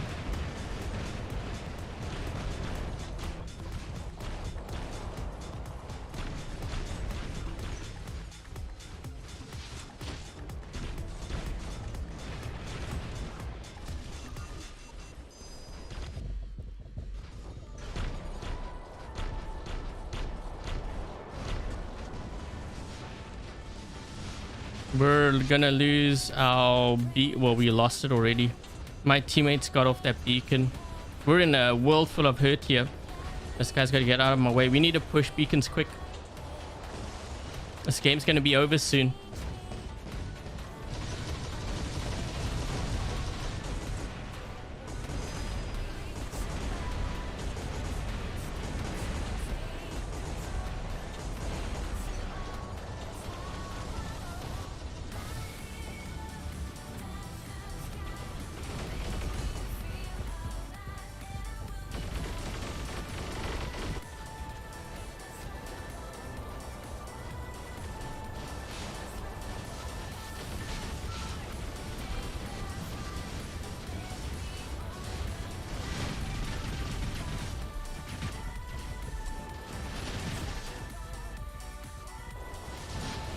I think they're gonna drop in over here with it. Yeah.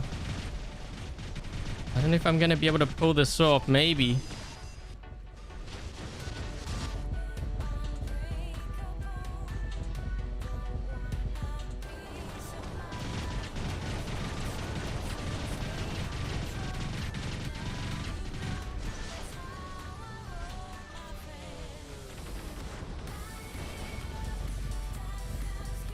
Look at how quickly my health is dropping. You see that, guys?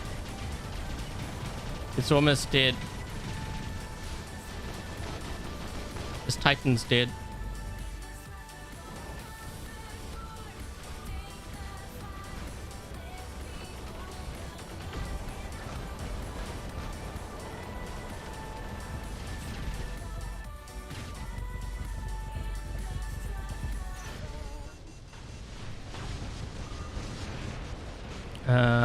Yeah, that guy behind us was almost dead. We had him.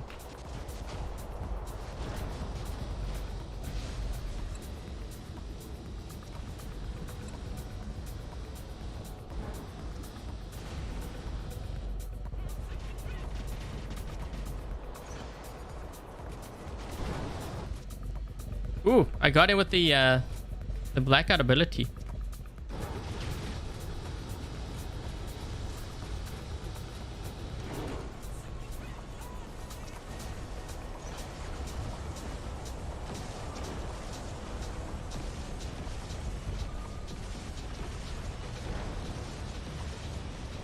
Can we get this guy?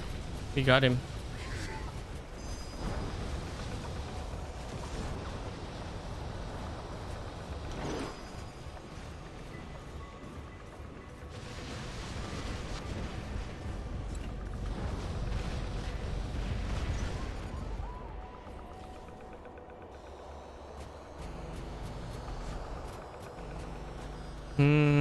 I'm gonna drop here with the behemoth, but I'm pretty sure I'm dead.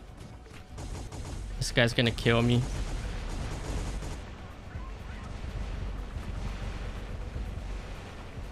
Yep. So they're pretty much useless for a...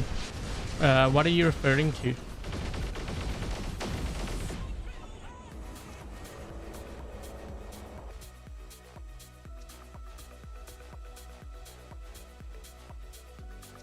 Why do I always, just so that I don't get focused down as much? Because there's actually a Discord where players, like, they congregate, and the whole purpose is to time drop me and ruin my live streams.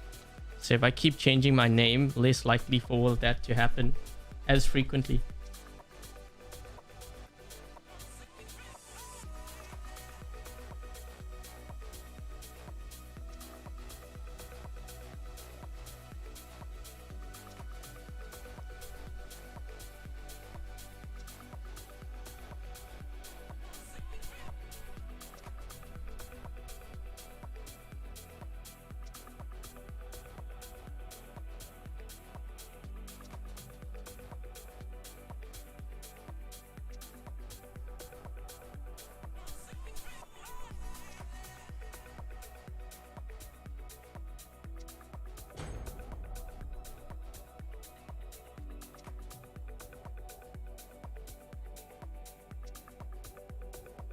MK3, Kathy, the MK3 tokens, I know it gets your bots to MK3, but in all honesty, it's not that much of a difference between MK12, MK2, 12 and MK3.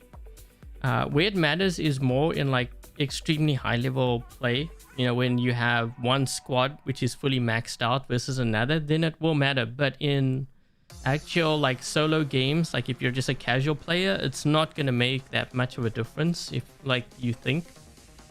What will actually make a huge difference, like we're talking like a massive difference, is you understanding the basics of the game versus not understanding. For example, you can have a player that's MK1 level 12 going up against MK3 that's maxed out. Who do you think is going to be better? Now, the majority of players are going to say, well, the one that's MK3, of course, because he's maxed out. You know, that's what a lot would actually say. However, if I told you that, okay, but the guy that has MK3 doesn't really understand the basics. He has all maxed out equipment, but he doesn't understand the basics very well. In that, when I change the context, the one that is MK1 level 12 actually has a massive edge. In fact, his win rate will probably be higher than the one that's MK3 max. That's how much of a difference it will make. So understanding the basics, and if you still doubt what I have to say, I would watch the baby account video which I posted this week. You can actually see I used MK1 level 6 and I was going up against MK2 and MK3, and in some cases I even outscored them using low level equipment, which goes to prove my point. Like if you don't understand the basics first, MK3 is not going to make any difference. Even like MK2 12 won't make a difference. Where it will make a difference is really at the highest level, and most players don't really get to that point.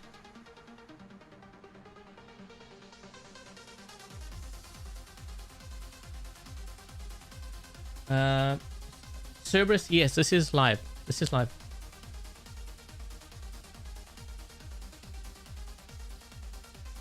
It dies fast because it's support Titan. It just dies really fast. It's not a Titan that I would use.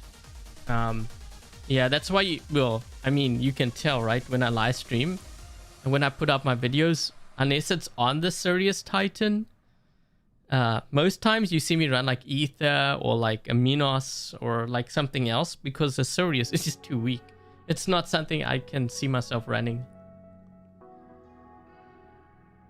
Basilisk, Cinder. I wouldn't run. I think I would more likely run Basilisk and Crate. I don't think I would run Cinder. Cinder had its it had its prime and then it got nerfed. But for a very good reason. It was just charging up like the mothership. That was the one when I broke my damage record that one game. I had insane damage. It was because of the Cinder. It was just charging up my mothership like crazy, and I kept using like heals. Or not heals. I think I was using the Orion or something, right? I think.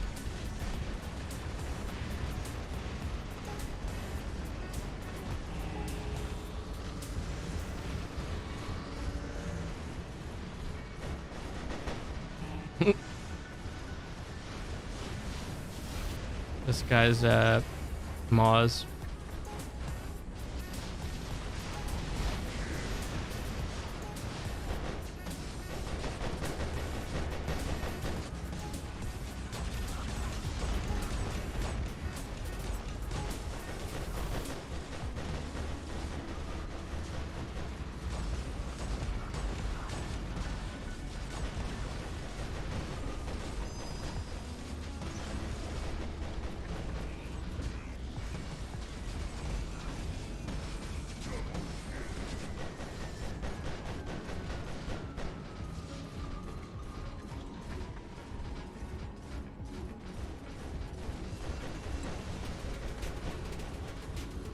Lethal.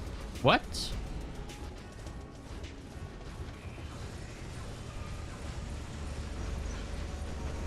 This guy's like flying around. What is that? Oh.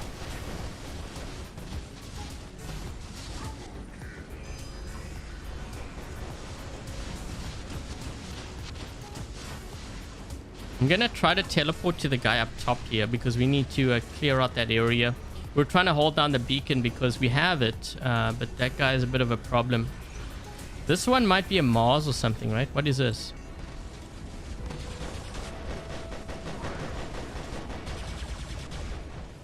Okay, well, I can't really hold the beacon down since they have it now.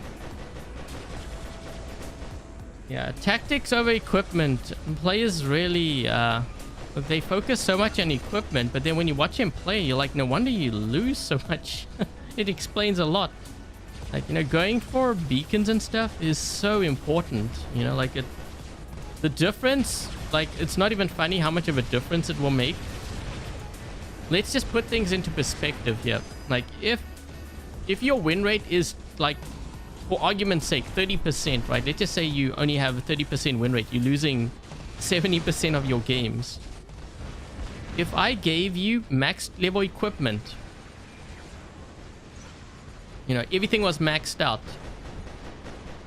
your 30% would maybe go to 40%. That's how much of a difference it would make. However, if I told you how to actually play the game, like going for beacons, how to defend, that 30% would go from 30 to probably 60, like high 60s. Your win percentage would double. That's how much of a difference it would make. And that's just on like strategy too. Got a bit of a problem here on my right flank.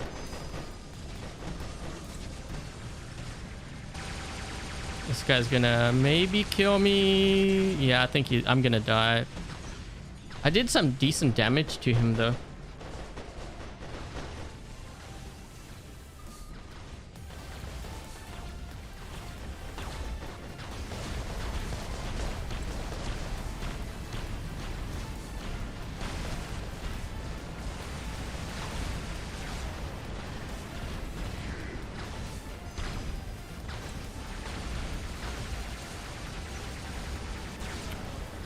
I gotta get rid of the Sirius here because these guys, well, first of all, they're already over here on this side.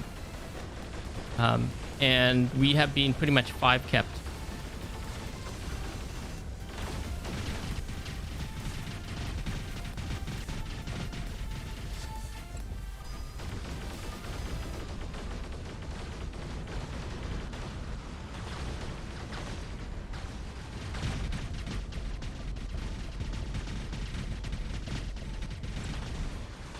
I'm dead. There goes the Sirius.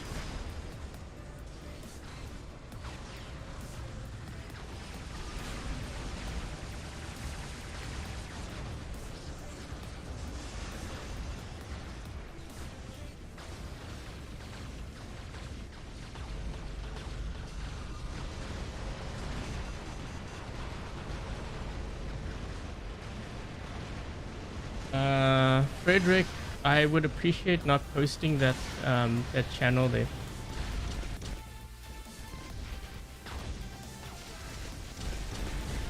Hold on.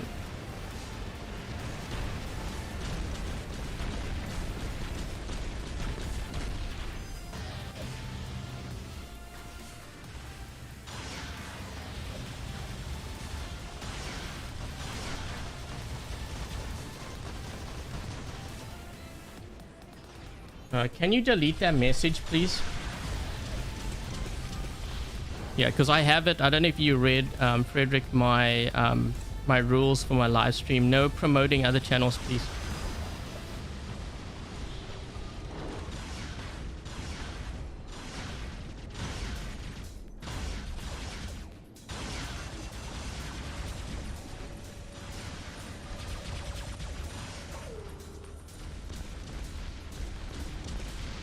Yeah, that's the rules on my live stream that I have, because otherwise, you know, you start with one and everyone starts doing it.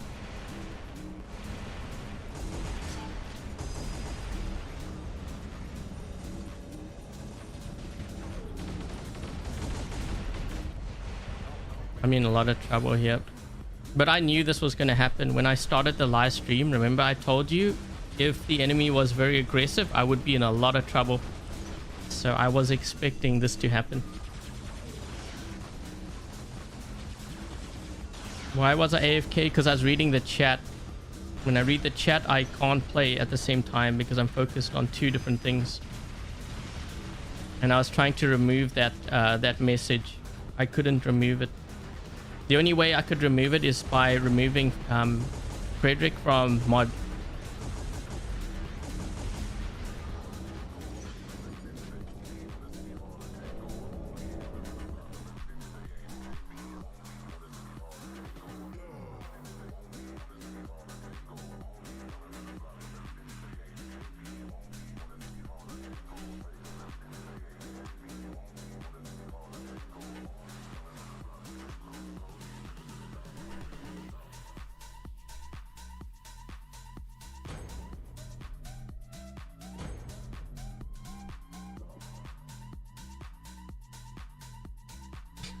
Please switch out.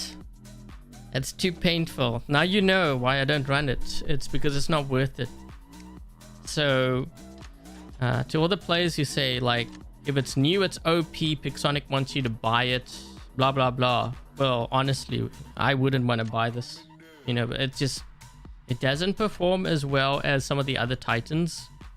And, like, I guess it might look kind of cool. But in reality, you're just going to get completely destroyed. Heck, I'd rather run a kid. Let's run the kid.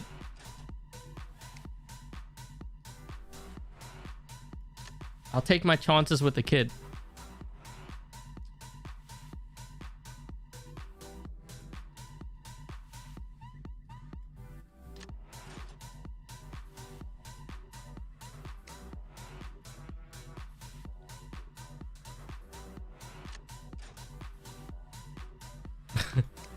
The Sirius has like, hold on, it has, how do I put it? I know it can heal like all the great damage and stuff, and that's why players say it's overpowered. It's kind of like the Mender, but when you're taking damage so quickly, it honestly at that point, you're in trouble. Wait, what was I gonna do here? I think I was gonna try. Yeah, when you're taking damage so quickly and you can't heal up fast enough, your Titan is as good as dead at that point.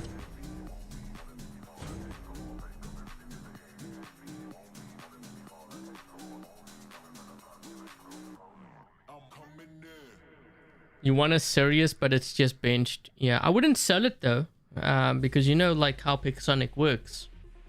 When someone or when players don't use a particular Titan or like a bot, they just buff and they keep on buffing until players use it. And I think that's what we'll probably see with the Sirius. I mean, we're kind of seeing that with the Heimdall, but still players aren't running it, which just goes to show you how weak it is. You know, I can see another possible buff to the Heimdall before they stop. Sirius, I think we're going to see like a series of buffs in the future. I can see that happening.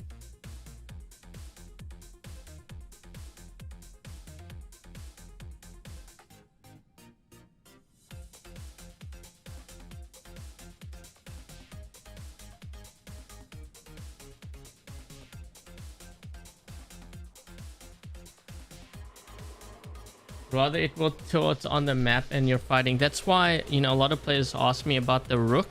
They say it's so overpowered, and it is overpowered on the test server, but remember it's a test server, right? I think when we play on the live server, I think that's going to be where it's like that's going to be the real test.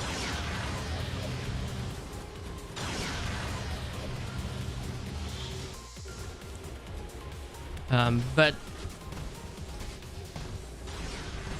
oh, I can't blink back. That's not good. Oh, we crashed. That's got to be like the 5th crash now.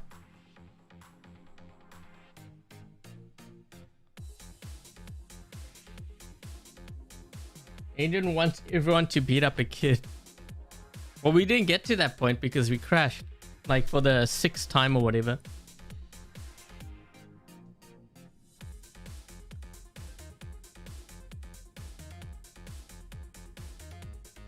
Okay, so oh man, I didn't realize it's almost 2 hours. We'll run one more game. We'll play one more game, and then that will be the live stream.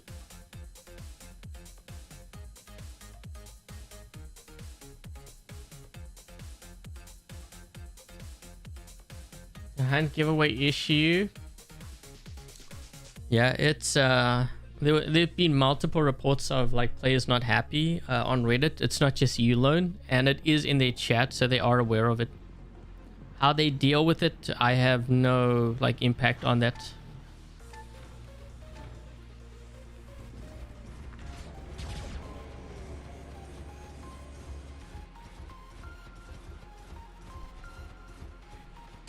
I'm hoping one of these guys get to that beacon before I...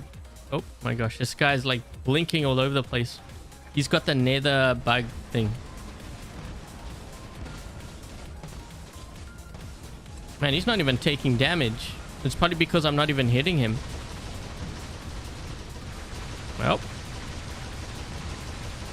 Ooh, he shouldn't have done that.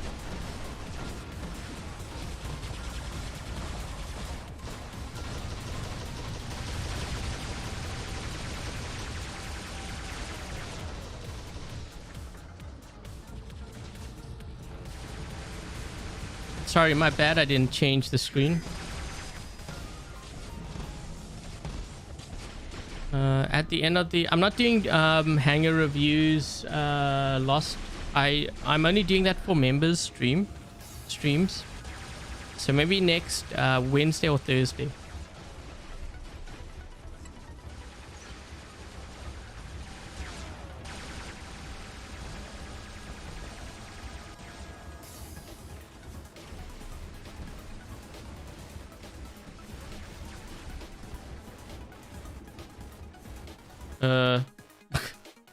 Every time when I go back, it crashes. You know what? I think that's going to be the stream. That's like 7 or 8 crashes already.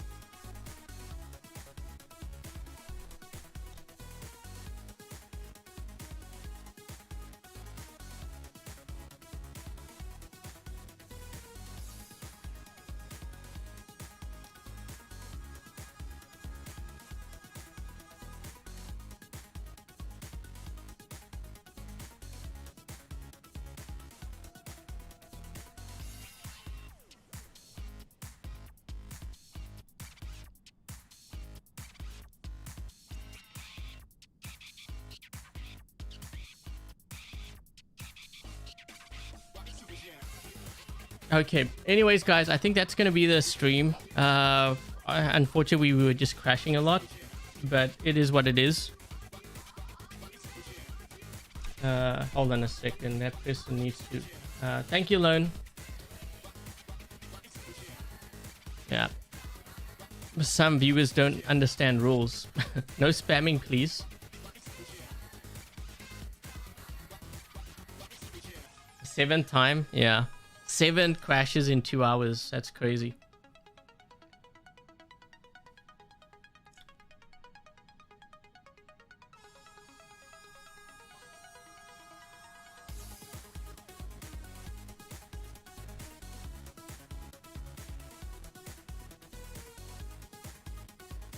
Okay, so anyways, this is the build that I ran today. Obviously there's some like advantages and disadvantages to this kind of build. I think these weapons probably work well on the Scorpion. I haven't tried it yet on the Revenant, so that's another one. Basically any bot where you can teleport next to the enemy, I think these weapons will work fine. Obviously because of the range, 150 meter range. The other benefit that, well, there's 2 other benefits that I kind of like. Well, make it 3. Okay, so I like the fact that you don't have to wait a long time for the reload. Also, these weapons, if you read the description, they pierce through energy shields, which is really nice. Especially with so many players like running like the Aegis on their mothership. When it activates, it will pass right through. And if you're dealing with things like Mars, Typhons, for example, Erebus, it can be really handy having these weapons. So I like the reload. I like that. You have a built-in Aegis shield too, which is kind of nice. So I think those are the benefits of this. That doesn't mean to necessarily say that it's like the greatest build.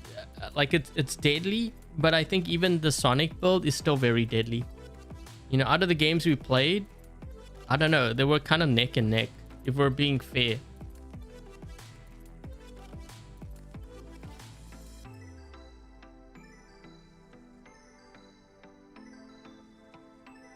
Not that it will make anyone feel any better, but those weapons are crashing. Yeah, I guess that's one of the negatives for that weapon right now. So if you're running these weapons on your bots and you're finding that like you're crashing frequently, it's probably because of these weapons. It has been reported to Pixonic and they do need to kind of fix it. Thank you, 7.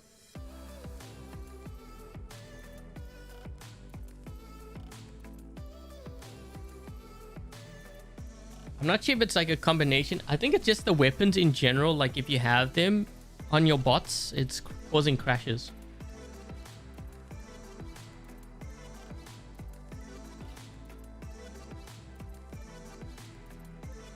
Don't expect to win all the time. Well, Phoenix, you could be a heavy spender. You still won't win every time.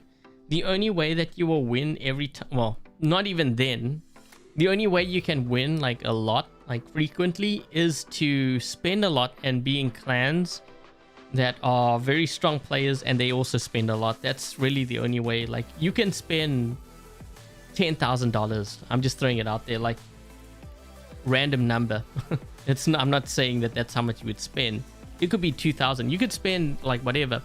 The bottom line is when you play, like if you're playing solo, like as a random player, whether you play Domination, Beacon Rush, you're not going to win all games. Like that's just a reality, because a lot of how you like your wins and your losses is going to depend on whether your teammates understand the basics. And if they really don't, you included actually, if you're spending, it's not going to change the outcome much. Like I said, you could have a 30% win rate. If I gave you a maxed hanger, like everything maxed out, you might think, oh, I'm going to go from 30 to like 90% win rate. The reality is you won't. If you don't understand the basics, like how to go for beacons, how to protect, you're going to go probably from 30% win rate to 40. And I'm not even joking here. Like, but if I said, okay, well, take your hanger and do these things like strategy wise, you will go from 30% probably to like 60, maybe even 70% without even upgrading a thing. Like that, it can have that much of an impact. And players need to kind of realize this, because you can be saving so much like resources by, you know, doing these things, and it's free. Like I'm giving you this, like, you know, this information for free, and it can really change your game. Is the Evora and Averon good on the Luchador? I would say that's probably the strongest Luchador build right now, so yes.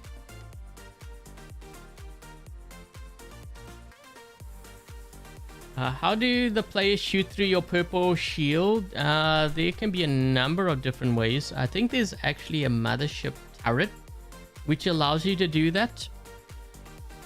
Because I remember I was using it on... Was it a turret or a mothership? I can't remember. Oh wait, I think it's the Thor, right? I know there's a turret. You could also use Shield Breaker, which is an active module. There's a number of different ways. So you could use also this here, which allows you to shoot through all types of energy shields. They might also have a shield breaker pilot, you know, like the Yang Li, for example. So you have like Harpies and Sirens they can shoot through. Yeah, there's a number of different ways you can do it.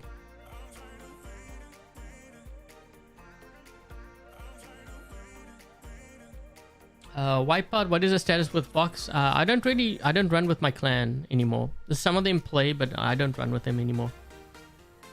We probably don't even have enough players, to be honest, but a lot of them, like, we just play casually now. Mostly because a lot of clans were just cheating, and it's kind of pointless playing against, like, all of those that are cheating.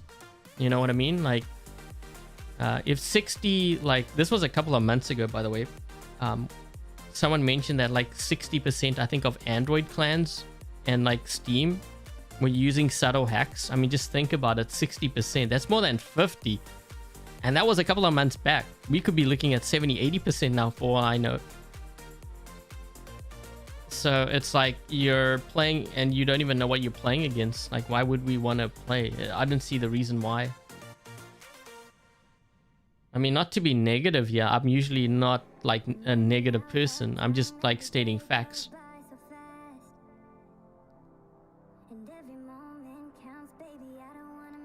The new pilot for the Ares, it wasn't it in the last event? I think it was in the last event. I'm not sure about now. I didn't check.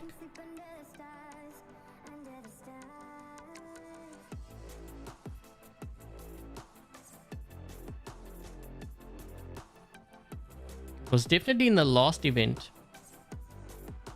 They are still cheating. Yeah.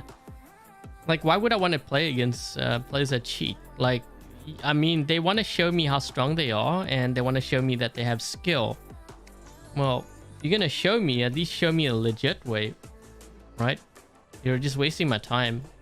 I don't have time for, like, kiddies games like that. Like, I know we're playing a game here, and you can consider games like kids games, but come on, man. Like, it's a game. You're honestly gonna cheat just to kind of prove your point. You're not really proving any point, really.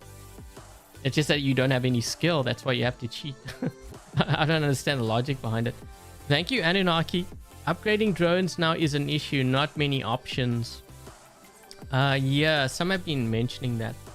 I think with time we're probably gonna see like more like ways to get like the microchips, kind of like how, remember when Platinum, when we had Titans, that currency was first released, players were struggling to get like Platinum. You had to buy Platinum, but now we're seeing it in things like the supply.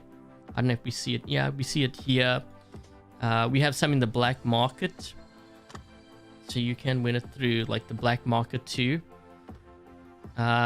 You have also Platinum through PvE, so they are introducing like more ways, and I think that's probably how we're gonna see microchips, like all the drone chips, you know, how that's gonna be introduced. That's gonna be like a gradual thing.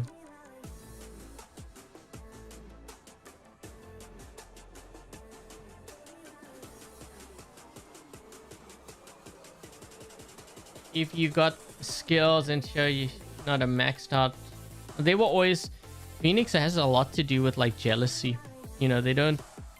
I think also, like I saw this as well in like another video by another YouTuber. Like, why do players cheat? So the reason why in general players will cheat is because they want to feel part of a group, like the elite or whatever. You know, when you look at like the top players, like they all have like highly skilled and they're all legit, but there are some that are really jealous, you know, because they might get maxed equipment, but then realize that they still aren't that great. So how do they fit into that group? Well, they fit in by cheating. That's how it is.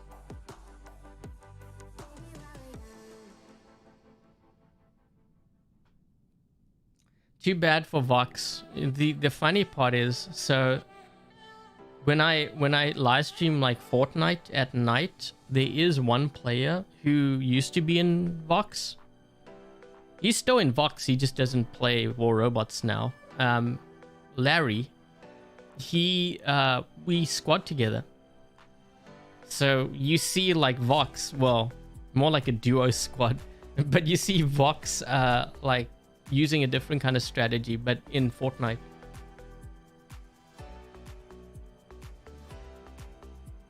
But at least it's legit, right?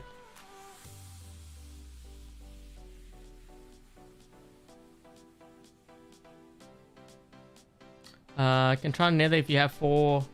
Yeah, I don't know if I would want to try that right now because obviously these weapons are crashing the game. But I have tried it on the Typhon. Typhon worked really well. Provided I could get close enough. Because 150 meters... You know, 200 meters can be tough sometimes, but like 150, you have to close the gap even more.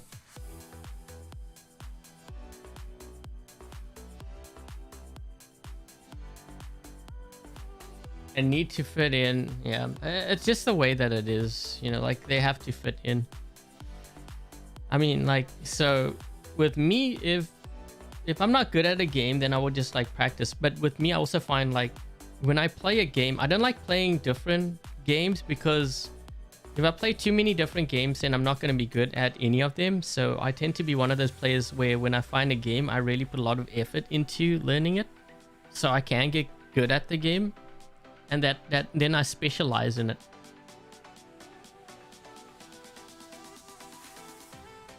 Which is one is better because Cannibal Onslaught is better than Cannibal because Onslaught is effective against regular robots and Titans. Cannibal Reactor, while you can do more damage to Titans, you will do less damage to regular bots. So that's why Onslaught is better.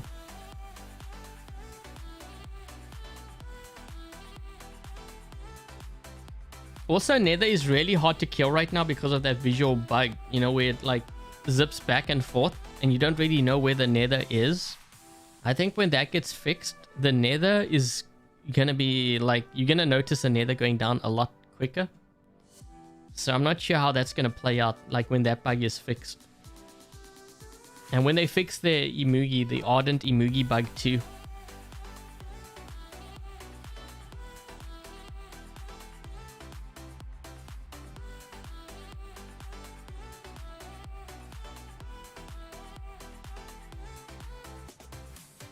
They can't be good at all games. Yeah, it's true. Like, I'm sure, like, if I played, like, other games, like I've never played, like, Call of Duty or Warzone, so I probably would suck at first, just like I did with, like, Fortnite. But if I put, like, effort into it, you'll probably see me improve with time.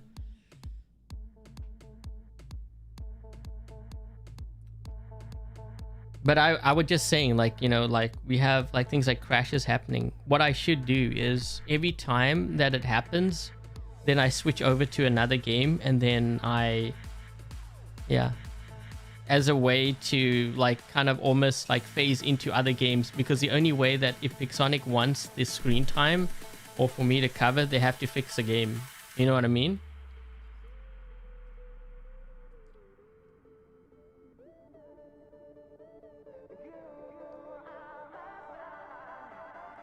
Cannibal Onslaught on a Sharanga on the test server with the glaive.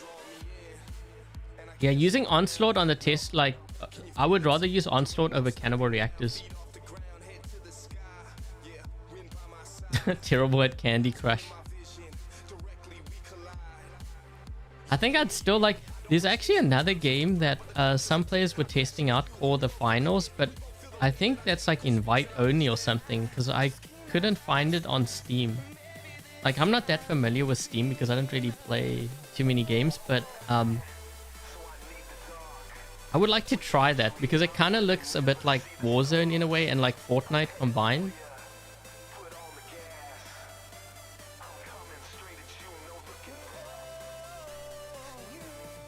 The stake weapons are not as strong as Sonic weapons, but the trade-off is they save you from shields. Yeah, the trade-off is that it pierces through shields. Also the reload, like if you're comparing it to Sonic's. Did you know with Sonic's, like once you fire your full clip, the interval between your shots slows down quite significantly. You don't have that kind of downside with the Harpoon weapons. Ivano, try speed knitting.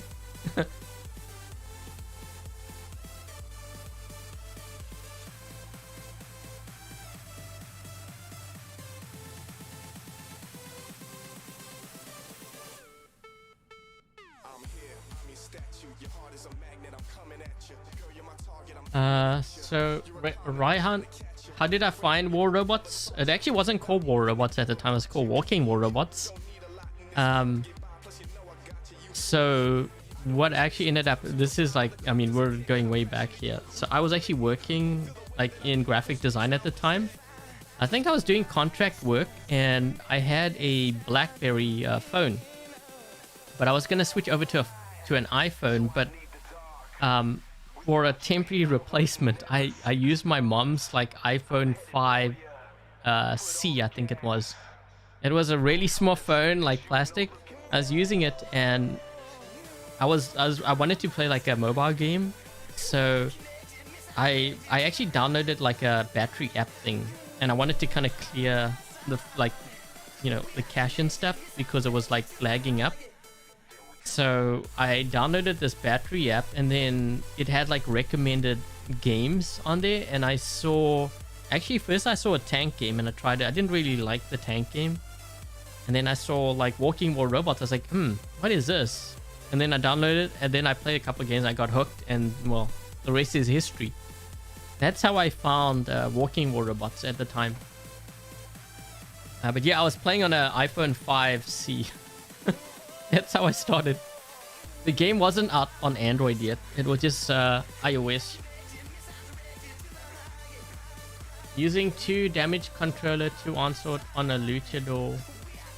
I've never really used damage controllers because I find like when I take damage, it happens so quickly and it doesn't really prevent me from taking the Sonic, like the gray damage, as much as I would like.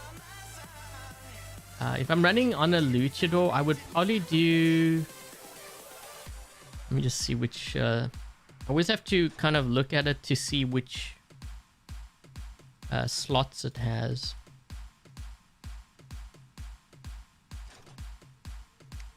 So I would probably do... I mean, I haven't tried... Usually I would run like this. I would do Titan anti-control. Sometimes I would use like 2. But let me just see how I would do this, because I know you want damage as well, right? Let me just see if there's a way I can optimize this a bit, like modules. Yeah, sometimes I would do this, but I think if I had Titan repair amp, I would probably want to explore having 2 of them, or maybe having 1 of them, you know, like this, trying to make it tanky. Yeah, I tried the damage, like I didn't like it at all. I tried it.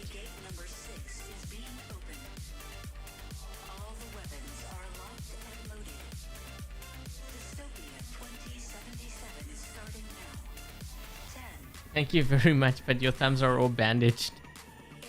Yeah, oh my gosh, like the grind back then, like players complain about the grind now, it was worse back then. So just to kind of give you an idea, like we didn't have ads in the game, and I know Steam players will be like, well, welcome to our world, like we don't have like ads. Okay, so The thing is, we didn't have any ads. We got more silver, but at the same time, after each battle, you actually had to pay like repair costs.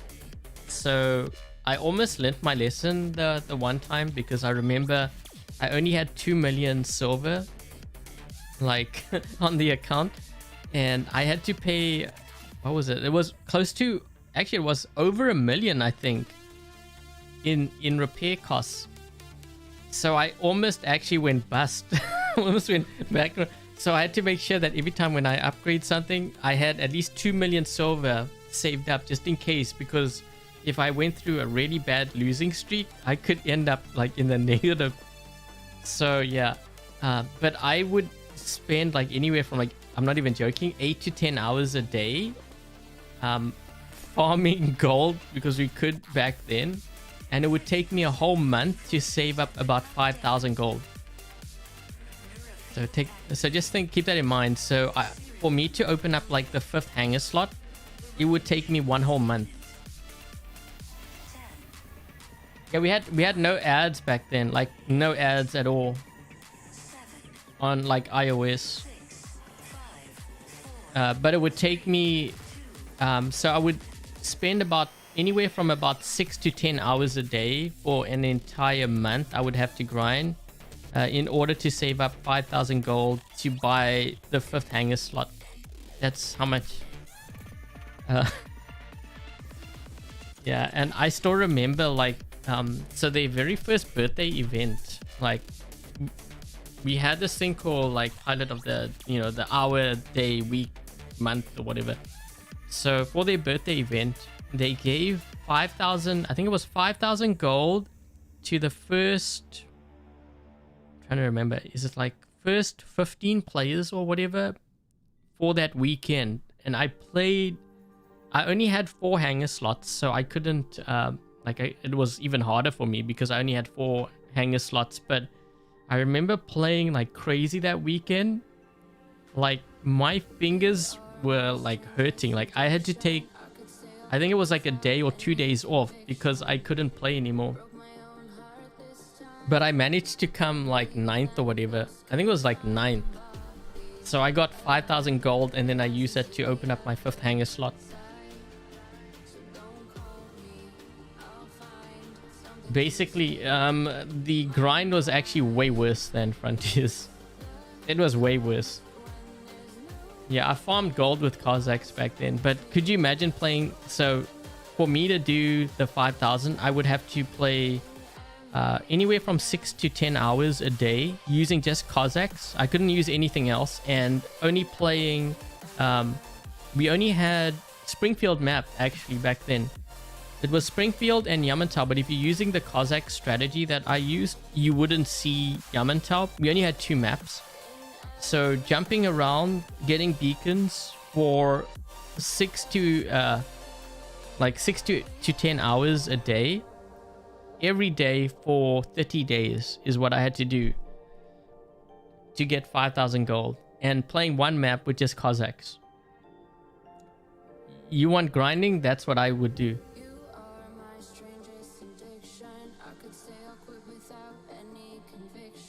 I think I would rather pick like what we have in the game now, or even Frontiers for that matter, any day of the week, because that was just brutal. Like I could only play one map and just Cossacks 6 to 10 hours for an entire month, every single day, just to make 5,000 gold to open up my 5th hanger slot.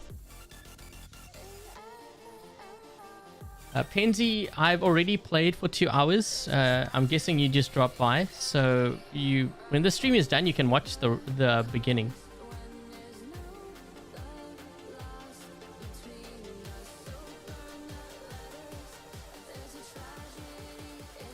Thank you, Lee.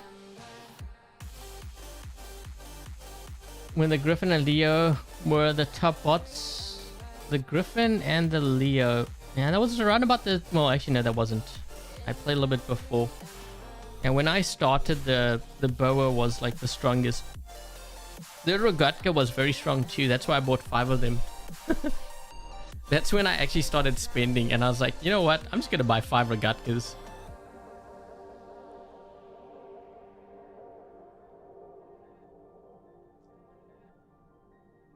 Okay, so anyways, I think that's going to be it for the stream. Before I get going, thank you very much to Dark Warrior, Lone, Smiley, Toyi, Dominic, Kine, Jack Goose, and Frederick for helping to moderate today's live stream chat. Much appreciated. If they have YouTube channels, make sure to check them out. And also thank you very much to Hassam and to Anunnaki for your donations. Much appreciated. And if they have YouTube channels, make sure to check them out as well. So the Fury at the time was also 5,000. Yeah, the Fury. Yeah, I didn't have a Fury because, well, I was trying to get the 5th hanger slot. And I think I had spent some of my gold to get the Rogatka too. And Orkans. So yeah, the grind was real. So when I told you like 6 to 10 hours with just Cossacks on Springfield map for like a whole month, it wasn't just for a whole month. That was just to get the 5,000 for the 5th hanger slot. I actually had to do that. I ended up doing it, I think, for 6 months straight. Pretty much. At least 3 or 4 months straight. Because I had to get like Orkans and stuff as well.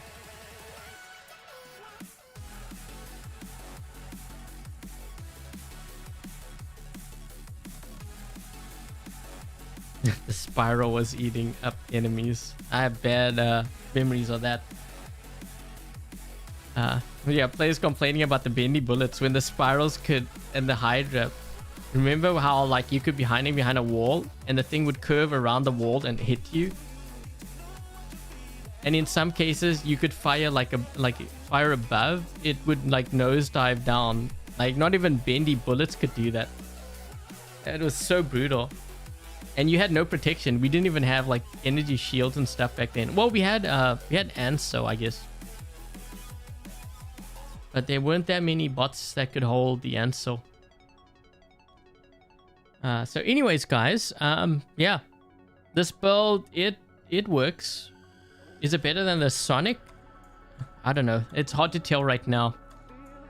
I think both of them very lethal. Sonics can do a lot of damage very quickly. That's one thing I find when you attack between the two different builds. Between this one and this one here. But anyways, if this is the first time you happen to drop by my YouTube channel, my live stream, I hope you enjoyed today's live stream featuring the Scorpion with the new weapon, Spike and Needle. If you enjoyed the live stream, make sure to leave a thumbs up. Consider subscribing if you haven't already. And yeah, I'm not sure what... Do we have a test server tomorrow?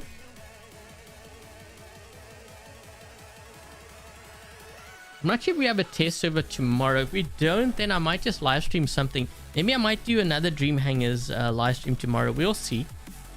But there is going to be there's going to be a live stream on Sunday. I'm hoping for War Robots Frontiers, because I want to give away the other 10. I have like 10 Steam keys which I want to give away for anyone who is interested in like that game.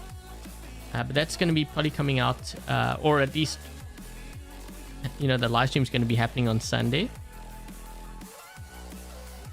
Many times tactic approaches are important, however in Champion League and you stay a loss 90 in the TDM games. 95% in TDMs. Yeah, but remember, you're playing a team game, right? If your whole team is like just sitting back and camping and the enemy gets aggressive, they're gonna wipe your whole team out. You are fine against strong squads. That's what they do. Yeah, I'm not sure what we're going to be testing out. There might be a test server video. I'm not sure if I'm going to release anything tomorrow, but definitely on Sunday there's going to be a live stream. But yeah, that should be it. So anyways, other than that, thank you guys for dropping by. Thank you for watching. Once again, hope you enjoyed the live stream. If you did, make sure to leave a thumbs up. Consider subscribing if you haven't already. And with that said, thank you guys once again. Stay safe, and until the next live stream, I'll catch you guys later. Cheers, guys.